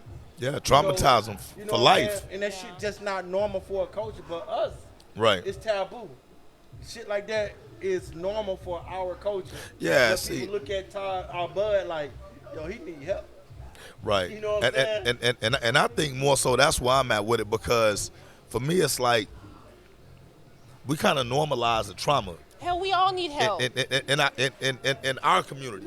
We we normalize all that. need help. You know what I'm saying? Like, man, like real shit. Okay, so I was at Walmart probably about 2 weeks ago, man, and it was a Something year. in your car you didn't pay for it? Damn, Fred was Nah, I wasn't behind Tori. Damn. So, like real shit. So I was in Walmart a few weeks ago, man. It was a young black mom, you know, and she looked like she was probably like mid-20s Yeah. or whatever and stuff, man. And when I tell you, like, man, like the little kid couldn't have been no older than maybe like a year too old, you know, a year, maybe 1 or 2 years old or whatnot. And the way that she talked to the little kid, get your motherfucking ass over there. I'm tired. I'm gonna beat you. And I'm just like, God damn, like. So now, granted, you know, I ain't knocking. What was you doing? You was just back I mean, there no, smiling shit, and nah, shaking your head, wasn't you? I mean, on the cool, I was just kind of like, damn, like, bitch, you ain't, like, man, I bet the kid saying the same thing about you. Like, if he could really talk, like, damn, you dirty, you know what I'm saying? You got me out here looking like this and whatever and stuff, but. You smell like fish. Right, but he's a kid, though. So I'm saying, like, I can imagine that kid just growing up like that every day. You know what I'm saying?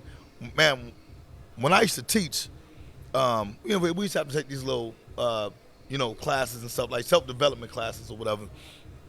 Professional development classes.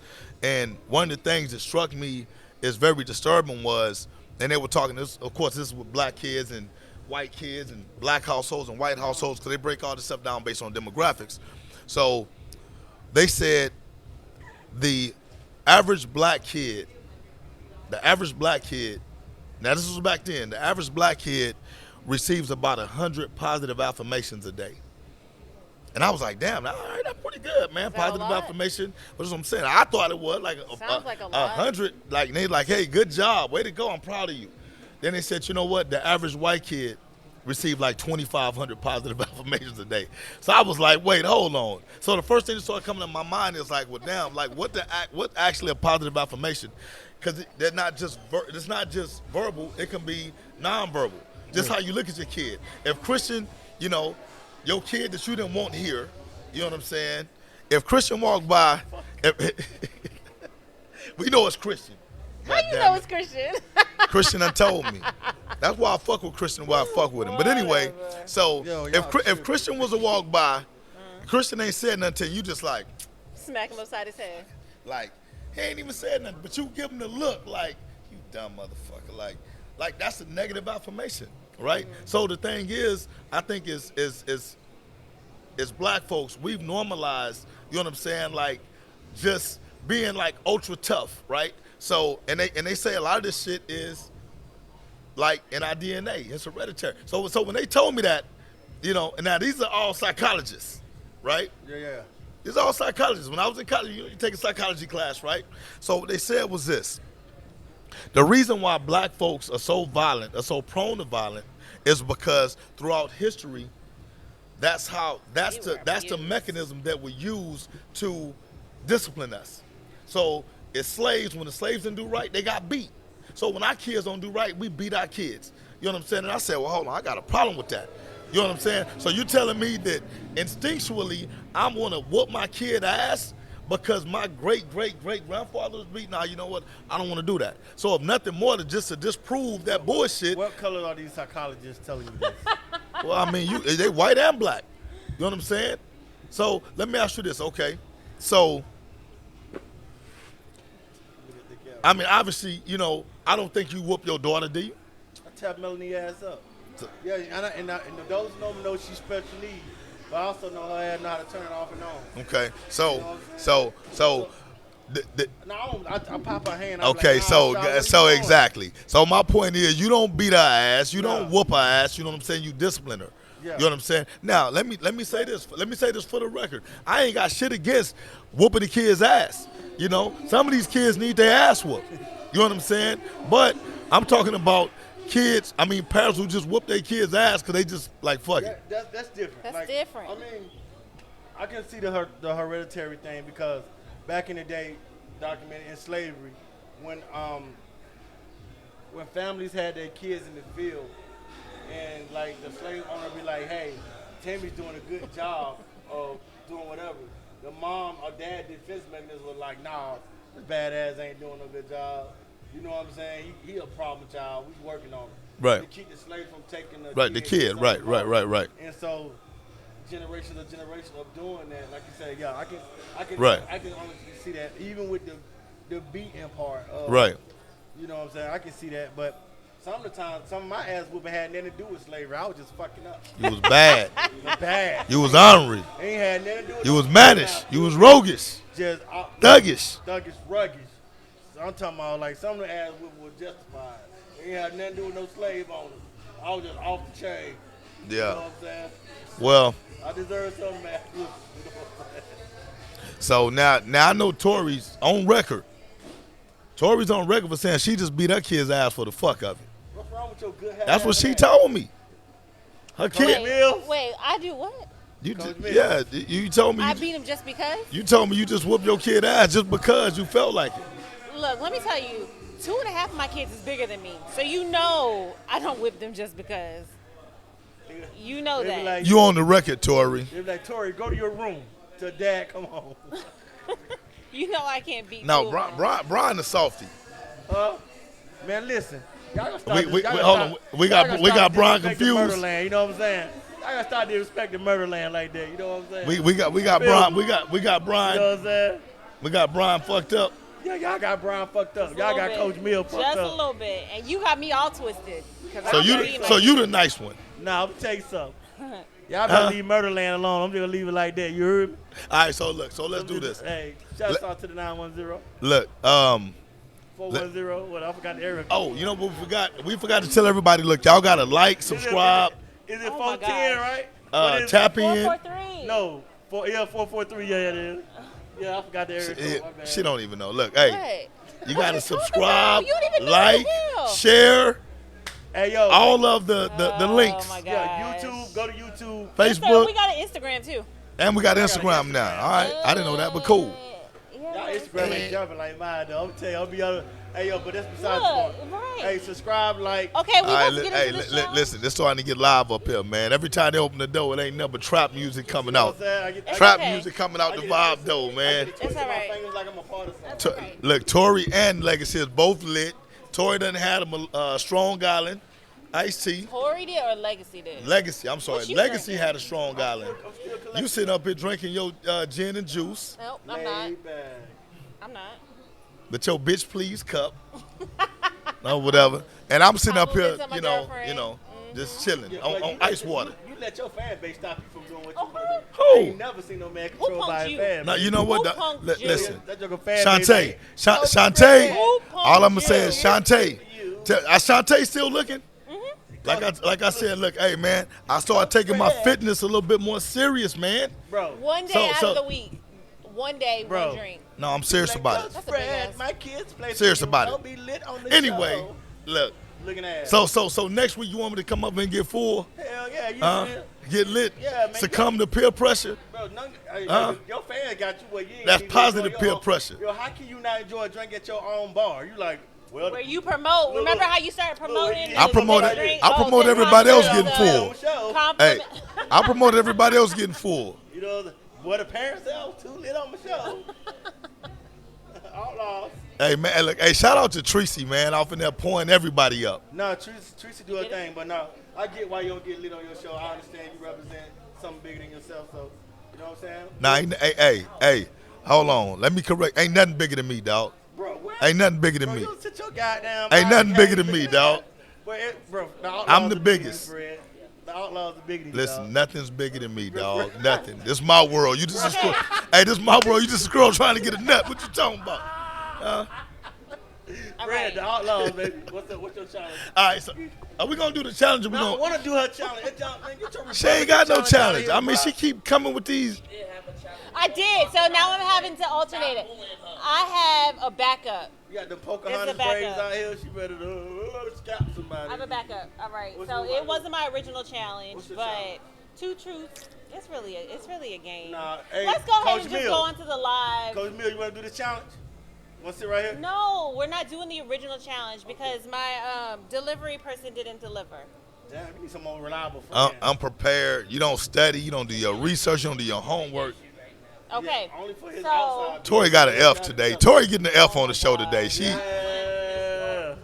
She let that gin and juice get straight to the dome. Coach Tori got a Lisa, turn. what Look y'all at it. See, doing? hey. Calm down, Coach Tori. That actually is. calm down. Cancer too. That causes cancer too. That's true. Whoa. Let's stop that. Hey, shout out to Nathaniel Alexander for inventing the floating chair. I know Fred didn't want to hold it up because he didn't want to lose his sponsorship. But look, Bob got folded chairs. And I'll be hosting the show September. Y'all come on stage and try that shit. Chris Rock me, I got something for you. What you got for him, Legacy? I got this new 4.5 I ain't opened up yet. Woo! Let me turn Bob to a murder. I'm just playing with you. I'm just playing. All right, so look. Fred like, oh shit. Oh my God. I'm just joking, guys. Come out and enjoy yourself. When? Fred, we got a day yet?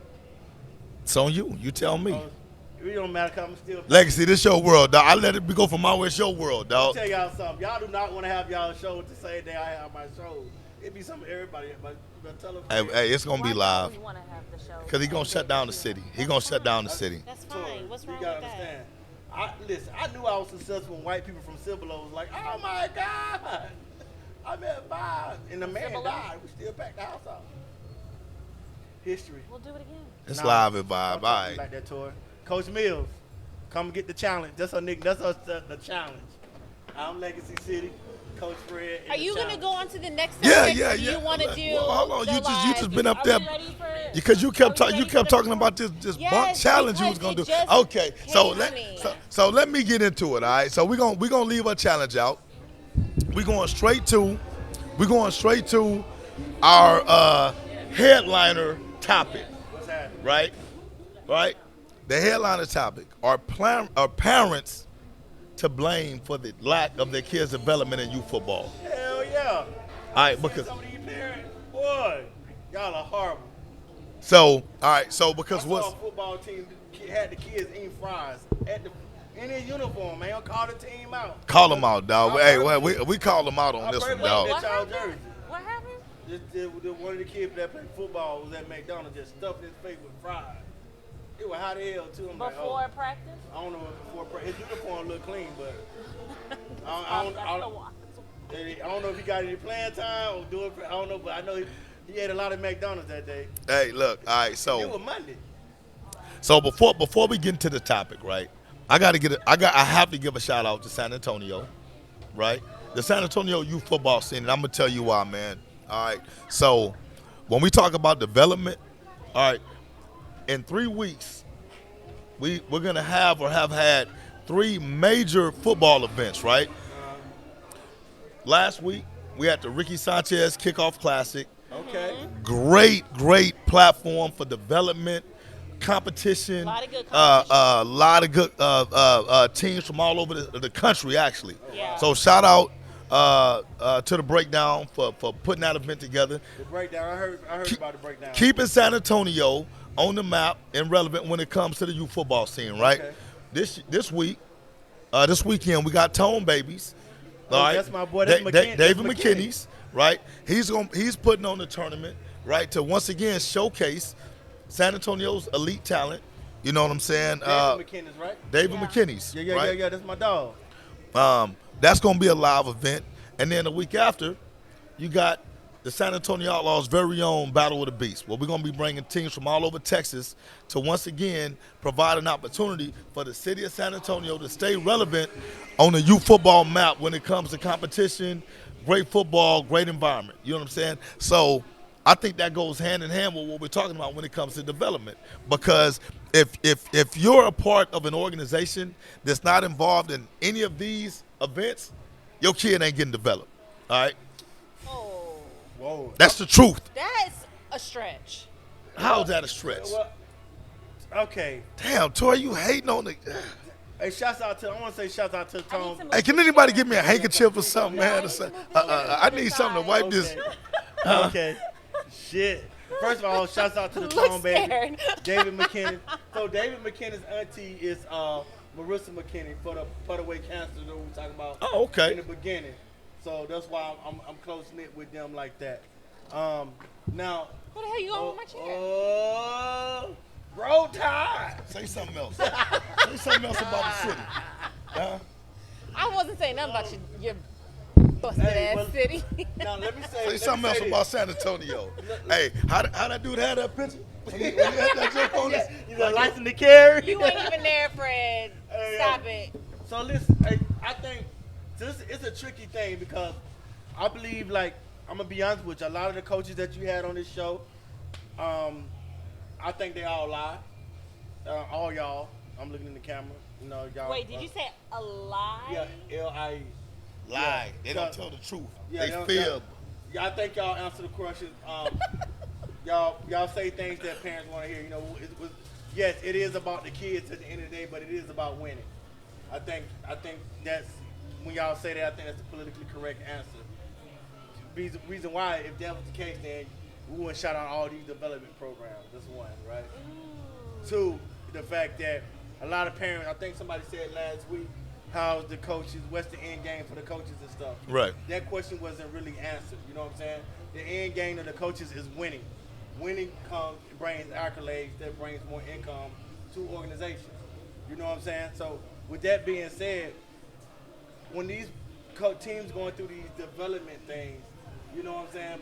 If their kids not being a part of these development things, do that equals playing time on the coach's team? Right. You see what I'm saying? But it's all about the kids, though. You know what I'm saying? We ain't talking about winning and stuff. Because at the end, it's about developing kids. So, yes, I think it's 50-50. If the parents put the money behind the kids to go through these development programs, by the time they get on your team, that player still equal to the coach's standard to touch the field. Not just with 20 seconds left on the clock. Right. Are they developing enough to? You know, so Yeah, let's just if you have the kids developing with those coaches. Exactly. So let's just be honest and tackle their head on. You know what I'm saying? Like that shit right there. All right. So let me set up. Let me set the question up, right? So that people have a better understanding of where the question came from, right? So there was a guy who made a TikTok video and he basically said that nowadays these kids the parents don't allow the kids to face any adversity. So if they don't start in high school, they go to a different high school. If they're in college and they don't start, then they go to a different college. You know what I'm saying? Like, they're always trying to find the perfect opportunity for these kids without making the kids work to be number one. So they're constantly and he said basically what they're doing is they're raising these kids to be quitters. So, you know, you get married, things ain't working out, you get divorced. You get a job, instead of working hard, you just quit, you go try to find another job. And the kids are not being set up for success because they're constantly running, right? So what I looked at that as is, you know what, man, that's kind of like saying that these parents are really not giving these kids opportunity to develop. Because if the only way that you can develop is a number one, then you're gonna miss the boat. Because football is one of those sports where it takes a lot of experience to become the best, right? Rarely do you just have the talent level to just go out there and say, hey, I'm the best off the rip. Even the best kids have to learn the game first. You know what I'm saying? Like, football is not, it's the ultimate team sport, is what I'm saying, right? I don't give a damn how good you are as a quarterback. If you don't have anybody to throw the ball to, you know what I'm saying, then how do you know you're a great quarterback, right? I don't give a damn how great you are as a running back. If you don't have an offensive line, you know what I'm saying, how can you showcase that talent, right? So you have to work within a setting. And in that setting, everybody may not be as good as you are. So do you quit and go to another team, or do you try to develop the people that are around you?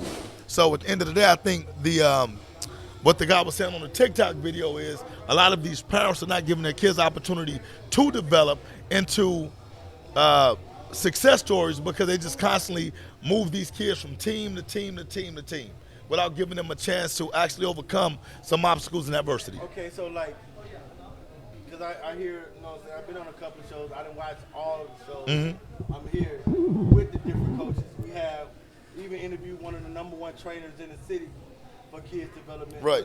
What's the one that had the kid that dude like all shredded up, and that's from Steele High School? What's that trainer's name? Yeah, that's Willie Nelson. Willie Nelson, like parents going through and sending these kids through the Willie Nelson program away from a team. Right. You know what I'm saying? But the thing about it is, like y'all said at the end of the day, I know y'all about the, you know what I'm saying, keeping the kids off the street and stuff of that nature.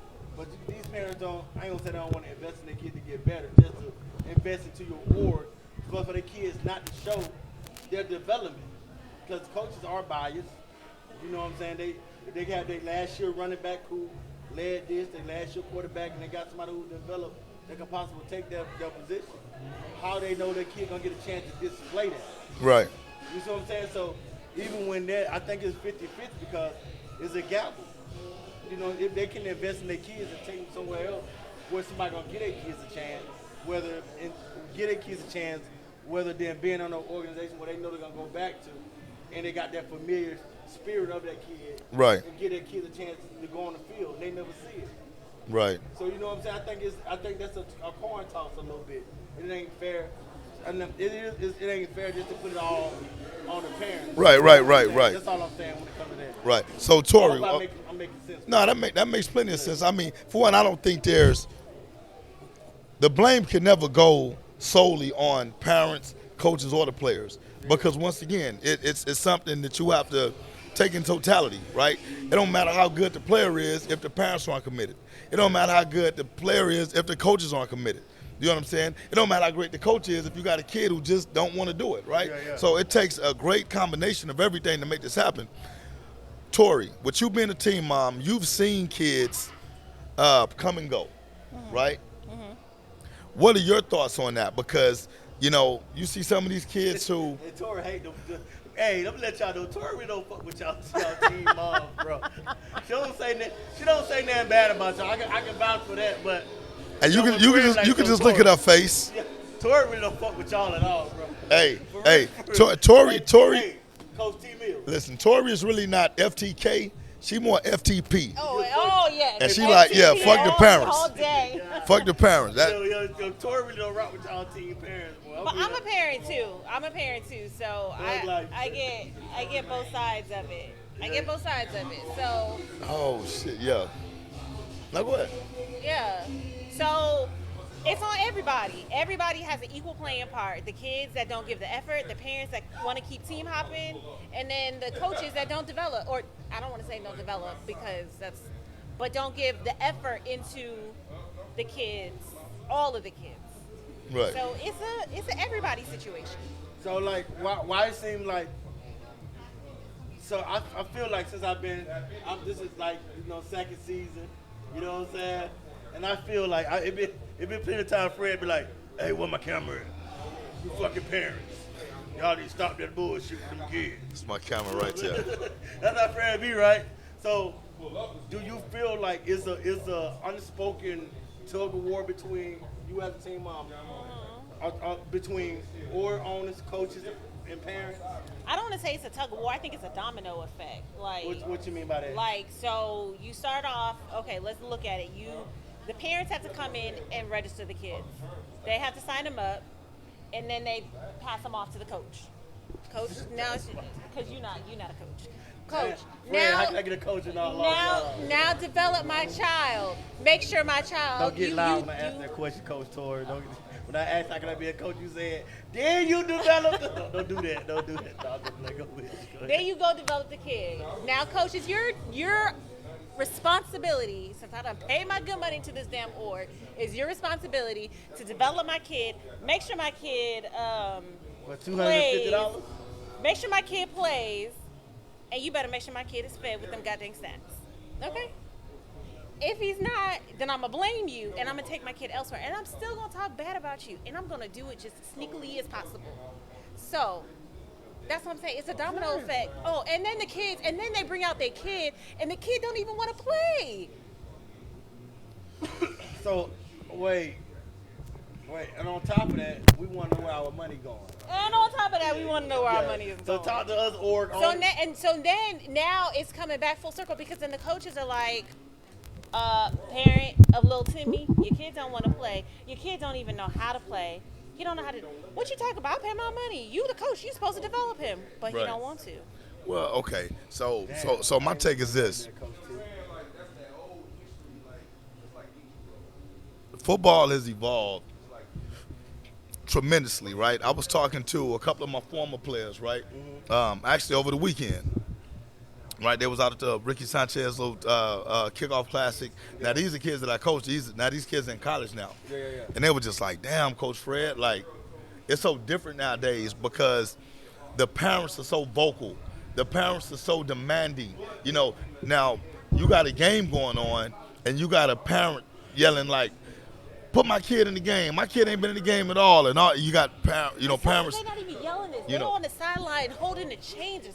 They over Right. here trying to give water, or they over here trying to, hey, Tommy, come here during the game. Right. So College level? no, this is just youth football level. This youth football level, right? Okay, I was like, So you got kids as young as 5, 6 years old, man. And the parents are just overboard with it, right? So, and I'm telling my kid, my former player, I'm just like, yeah, man, it was so much different when I was coaching y'all because y'all parents trusted us. Right. You know what I'm saying? And it wasn't a 1-year deal. You know what I'm saying? Like back then, we had kids who started off with us when they was 5. And they didn't finish till they was 13. Until they was done. They You know what I'm aged saying? out. So you actually had an opportunity to develop these kids, right? Because it wasn't just, you got 12 months or 6 months actually to take this kid from this to that. You know what I'm saying? You So knew now you these had. players want you to develop in 0.5 seconds. okay, let me ask you a question. Do you think the alteration of monetization, I didn't try to rhyme that, but being monetized, All right, T.I. good one.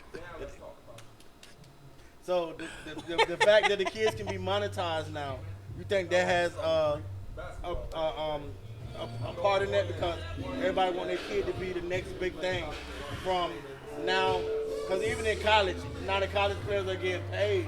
A lot of parents are more vocal and want that money. Right. So it starts in these. I don't know if AAU applies to football like it does. Yeah, they got AU Okay, football. so all that applies now. You know what I'm saying? So like even in like AAU, like you look at LeBron, Carmelo, KD, all those kids got taken out of public schools. We go to private schools with high recruitment. You know what I'm saying? Caramello's from, a lot of people don't know he's from DC or Maryland. He's from Maryland, but he claimed New York, but he was raised in Maryland and got sent to a private school. So same thing with football players, like, you know what I'm saying? You don't think how their kids get monetized now through YouTube, different platforms? That has a lot to do with the rush, hurry up and do this with my child. Okay, so I'm probably gonna take some heat for this. You know what I'm saying? But to me, it's not even about the kids anymore. It's about the benefit that the parent gets from seeing their kid be a superstar, right? So I can put up highlight reels of my kid and say my kid is number 1 in the nation at this. He's the number 1 quarterback at 7U. He's the number one running back at 8U. He's the number 1 defensive tackle at 10U or whatever. Are stuff. they hitting in those? Oh yeah. They started playing tackle at 6. In some areas of the country, they started tackling at 5, right? So it's the prestige factor because hey, you know what? I'm all that because my child is all that. You know what I'm saying? And living through their kids. They living through their kids, right? Vicariously. And the other thing is because my kid is so good at this sport that now I need to have some exclusive benefits and privileges that the next person can't have. If you're not willing to give that to me, then I'm going to go to the person that will give that to me. So it's almost like the parents are shopping their kids to the highest bidder, right? Now, I will tell you this. I don't think it's the parents' fault. I think it's the organization's fault because they allow the parents to have that kind of power within the framework of those organizations. You know what I'm saying? I mean, to me, it's easy because, and I'm just going to use the Outlaws for an example, right? Look at damn how good you are. Has your kids ever played for free with the Outlaws? No. Not, and me and you Hell cool as hell, no. right? So at the end of the day, it don't matter how good your kid is. What about they want Chili's? You made the Chili's pay too? Yeah, Chili's is more expensive than football. You know what I'm saying? Everybody has to pay their fare. What about the water boy? If he's on the football team, He gotta pay. he gotta pay.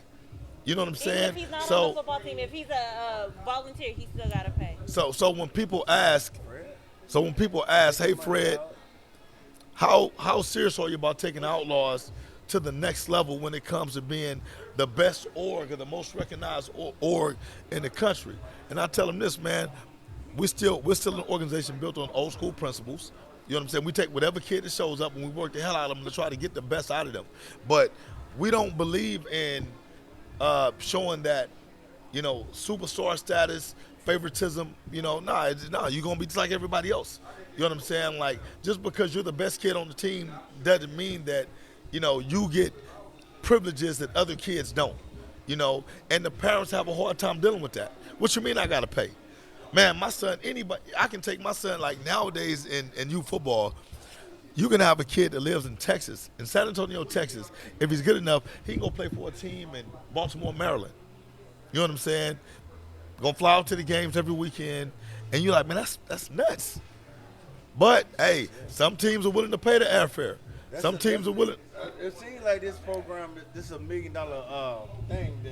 You know what I'm saying? Now, How would you feel if everybody had to stick to their area code? I would be cool with that. Wouldn't bother me at all. You know what I'm saying? But, you know, once again, and this goes back to what we was talking about earlier, right?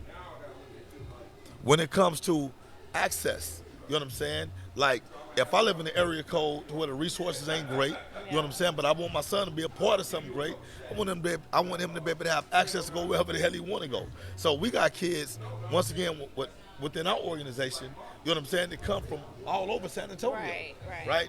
I mean, and I love that. You know what I'm saying? But if we had to stick with kids strictly in the area code, Do you feel like or it the would zip code, eliminate a lot of problems that we No. have with the parents? things gonna be the same problem because it's gonna still be the same issues at hand. The only difference now is you have to deal with the kids in that particular zip code. Because they were talking about the zip codes. Yeah. You would have to still deal with look, this is That's the area code? yeah. Well, I mean, nowadays, you know, big cities have more than one area Well, code. San You know what I'm Antonio saying? got But it. the zip codes is many zip codes. But it's not gonna change the fact that that's just this is all over the place. So I guess I'm trying to understand, like, what's the big wedge between the wards and the parents? I mean, we got the parents living through their child vicariously. You know Right. what I'm saying? Then we got the coaches that want to win, and your kid trash. You know what I'm saying? It's the access. There's some gospel singers that love Jesus, but them niggas trash. Like, I It's the can't get no break access. through your- It's Those songs? what other people are willing to do and not willing to do to get an edge. So, like, even with that, like, I mean, one time y'all was talking about rings and stuff of that nature. I mean, damn, sit down, bug, Fred. Hey, you know what's crazy? Why am Thank you. I the only one that never get attacked by bugs? I'm gonna have to tell y'all. Your establishment, First of all, they know that you own Fred, this place. first of all- Hey, They're man. not finna bro, attack you. no, Hey, you man, You look. even look out into the audience. You got people getting attacked by these Fred. damn bugs. You know how many Oil bugs- of Olay and deodorant will keep the bugs off First for of you. all, I wear deodorant. You know how many bugs land in that beard? I said oil of Olay. You I gotta- can rewind back you gotta to a get you some- couple- I can rewind an hour ago with the bugs in your motherfucking beard. Hey, Lala, get a close up of my You beard. got a whole egg nest. Get a close up of my beard. Huh? You got a whole egg nest in your shit. You just can't feel it. Hey, no, Yeah, man. whatever, but Those You are ask everyone out there all nutrients. who has got attacked by a Okay. bug. Y'all got attacked by bugs, right? Hey, Fred used Hey, night cocoa bean on his I beard. saw- Deodorant and oil of Olay you will keep can't the say bugs nothing. off of you. Fred used Lala ain't night got attacked cocoa by no bean on- bugs. Bro, They ha- Lala ain't got attacked by no Lala, bugs. She got attacked last week. No, she didn't. You trying to say she didn't bathe last week? No. you trying to say everybody Stop made it. last week? I'm just, hey, oil of Olay and deodorant keep the bugs off of you. Bro, watch out, bro. Oil of Olay. If y'all looking, man, Fred get used these Summer Eve get on these his guys beard. some body wash. I bet you use some of You can't keep Okay. using Okay. Equate. You can't use Equate body wash. Fred, you Equate. 48 That's a years Walmart old, bro. brand. You out here using Tootsie. You can't use Equate body wash and expect the bugs to stay off you. Legacy. Yeah, whatever, man. Dude, nobody You use gasoline to bathe. You ain't got no bugs. Hey, Deodorant hey, Tootsie. hey. Legacy on using Gojo. What's that? Okay, let's wrap. Anyway, let's wrap look, this all right. up. Come So on, look, come on. hopefully, look, hey, we got a live performance about to come on. Yes. So how we sitting with that? We ready for that? Yeah, let's go to commercial break. Let's set them up. Hey man, we are ready to. Hey, Huh? Omala Hey, Entertainment. can you sing? He can do everything, can man. sing. I'm Look, telling you. The He last, about, person said, the last person Fred said can sing, I ended up born him. who that? Tory? Yeah, they sung in Z flat. Yeah, Tory. Yeah. He said, "Tory, God, damn. No movie, man." So we're gonna set it up for the. Okay, do your introduction. You want me to do it? Let's go Yes. to the commercial break first. Hey, put some No, commercials up. So we got to set up the live single. Tory, go on and bust a note. Go ahead. We ain't on camera right now. Can't nobody hear us. We muted now. Are we muted? How you finna? We are on camera. Hey, go ahead. Fred said, "I'm having." Peace and love is all I want, and every other phone ain't even tryna front for you. Don't know where that I should start. You been my shining star. You know you got my heart, you do. That's my rock, that's my rock, that's my twin, that's my twin. Thick and thin, thick and thin. She thick and slim. Ooh. That's my rock, that's my rock, that's my twin, that's my twin. Through thick and thin, thick and thin. We get it in. You the one for me, not a CEO, but I love your company. Now we B2K, but she keep on bumping me. Them other women jump to me. I done failed a lot, but it's not a flunk to me. I done fell for plots that been unbeknownst to me. I just pray when you get high that you would come to me. Girl, you way more than hot, you like the sun to me. Peace and love is all I want, and every other phone ain't even tryna front for you. Don't know where that I should start. You been my shining star. You know you got my heart, you do. That's my rock, that's my rock, that's my twin, that's my twin. Thick and thin, thick and thin. She thick and slim, thick and slim. That's my rock, that's my rock, that's my twin, that's my twin. Through thick and thin, thick and thin. We get it in. Don't know where to start. You know you got the key to my heart, and you lock me in. Girl, I'm falling for your love. It ain't no stopping it. Don't know where to start. Can never see us being apart, and I'm confident.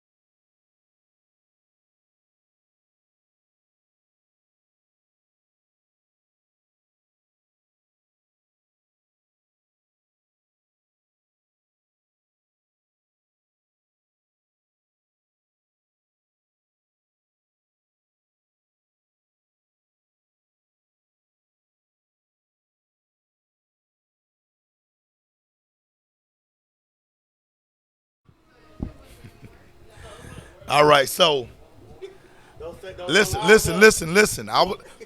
Hey man, I was finna drop my debut hit song, but Don't like y'all parents. man, look, but I ain't gonna do that, man. Look, just be on the lookout for Coach Fred new hit single. What's it called? I'm not gonna tell you that. FTP. No, man. Hey, but I'm telling you, it's live though. It's live though. All right, I'm gonna debut it next week. Next week. You know, I'm gonna debut it next week, man. But I think we're gonna after next week, I think we should have more live performance because we'll have it set up ready. Yeah. So you know what I'm saying, person in out on that. So next week we'll do that. I'll have it in place and ready for that. I just wasn't ready. Yeah, you know what? Maybe you can perform one night too. They ain't ready for that. Yeah. No, we don't want it. They ain't ready for it. Make them ready. They ain't ready for that. Hey, September. You ain't ready. What's the fourth Wednesday?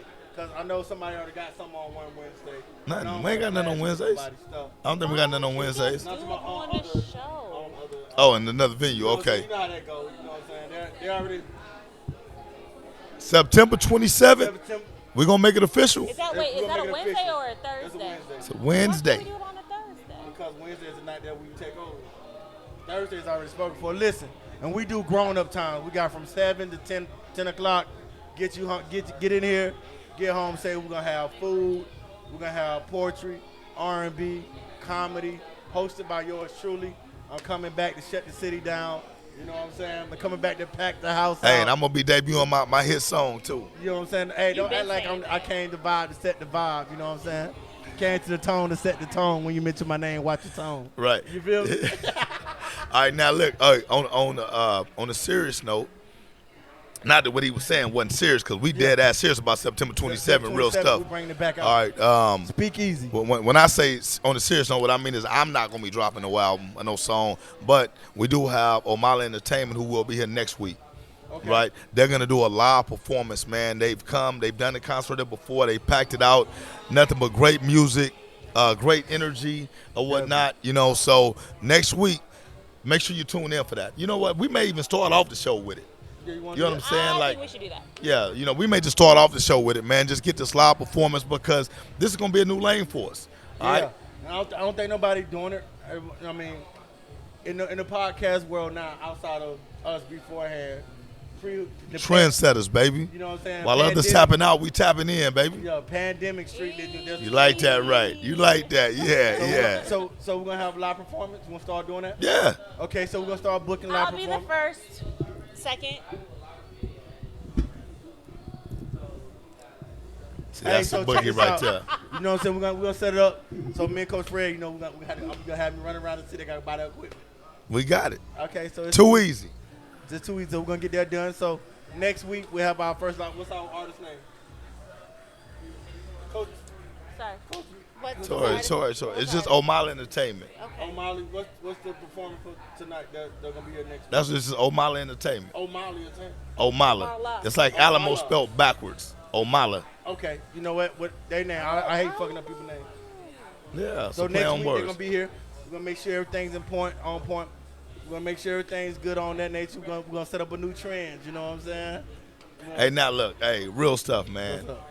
I like the show tonight, man. Me too, man. I think You y'all know, should keep me on. I'm look. We ran a little bit long tonight. You know what I'm saying? But it was Okay, good. y'all But it going was at good 9:30. stuff, though. Y'all going at 9? You can't. Hey, listen. You can't put a Okay, time. y'all. You can't put a time frame on good Yo, content. so like, hey, when y'all gonna make me the second season final co-host? Look, this is what we gonna do, I man. ain't trying to This is hear what we nothing. gonna I do. just asked the question. This is what we gonna do. Hey, look, if y'all love Legacy City on the show, man, please get in our comments, man, and get his brother some love. Cause on the cool, he brings a whole dynamic perspective to it. You know what I'm saying? It keeps the show live. We want to bring y'all that energy. You know what I'm saying? Listen, if y'all haven't realized, like this guy is an intellectual, right? You know, he's a historian. You know, he knows his stuff. You know what I'm saying? And that's what we're looking for in here, man. We not looking for shit to always agree on, right? We want to bring different perspective, different takes, or what have you, and that's what makes the show entertaining. You know what I'm saying? So I ain't gonna lie to you. I love you being on the show. Yeah, I mean, I know y'all got other guests and stuff that come on. I really enjoy being on the show because A lot of people be like, you know what I'm saying? Coach Fred, you know, they scared to go get Coach Fred, but look. Who's scared? Hey, There be a lot of people, they be like, you know what, Fred? and they have every reason to be. I'm fierce. I don't fear this. I'm a monster. I'm a Yeah, predator. you're fierce, rare. You're right. hey, Coach Mills be tripping, man. She got that little fake ass hideous laugh. Hey, Coach T Mills be tripping, boy. I swear she'll sniper when you gotta catch her. She'll get you. No, look, no, don't get that little fake ass laugh no credit. Anyway, man, look, make sure that y'all are liking, subscribing, sharing our links, our content, man. We really enjoy doing this. We're gonna keep doing it. You know what I'm saying? So Let's make it happen, man. So next week, y'all we're gonna be start doing live performance. If you got any artists, hey, we won't listen. I'm speaking on behalf of the company because y'all do represent, stand for something. We want positive music. We want good music. You know what I'm saying? Don't come on the show saying you don't want to thank God for my talent, then be like, kill, shoot, stab, murder, pimp that bitch in Jesus' name. I want Lil Uzi on here. Don't you? I'll be the backup dancer. No. Fred, you like a sprinkler, bro. Hey, that's what Lil Uzi look like. God. Ever since I seen the Kelsey brother do it, I can't get it out of my head, dog. I don't know. The Kelsey brother that played for the Eagles. No, for the Eagles, the other one. The other one did the perky dance. I don't know what it was. Anyway, man, Okay, look. yeah, let's tap wrap back this in shit next up. week. Let's We go. love y'all. See y'all next week. Hey, y'all see it? That's his move, Where's the my folding chair? chair. Hey. Your chair over here.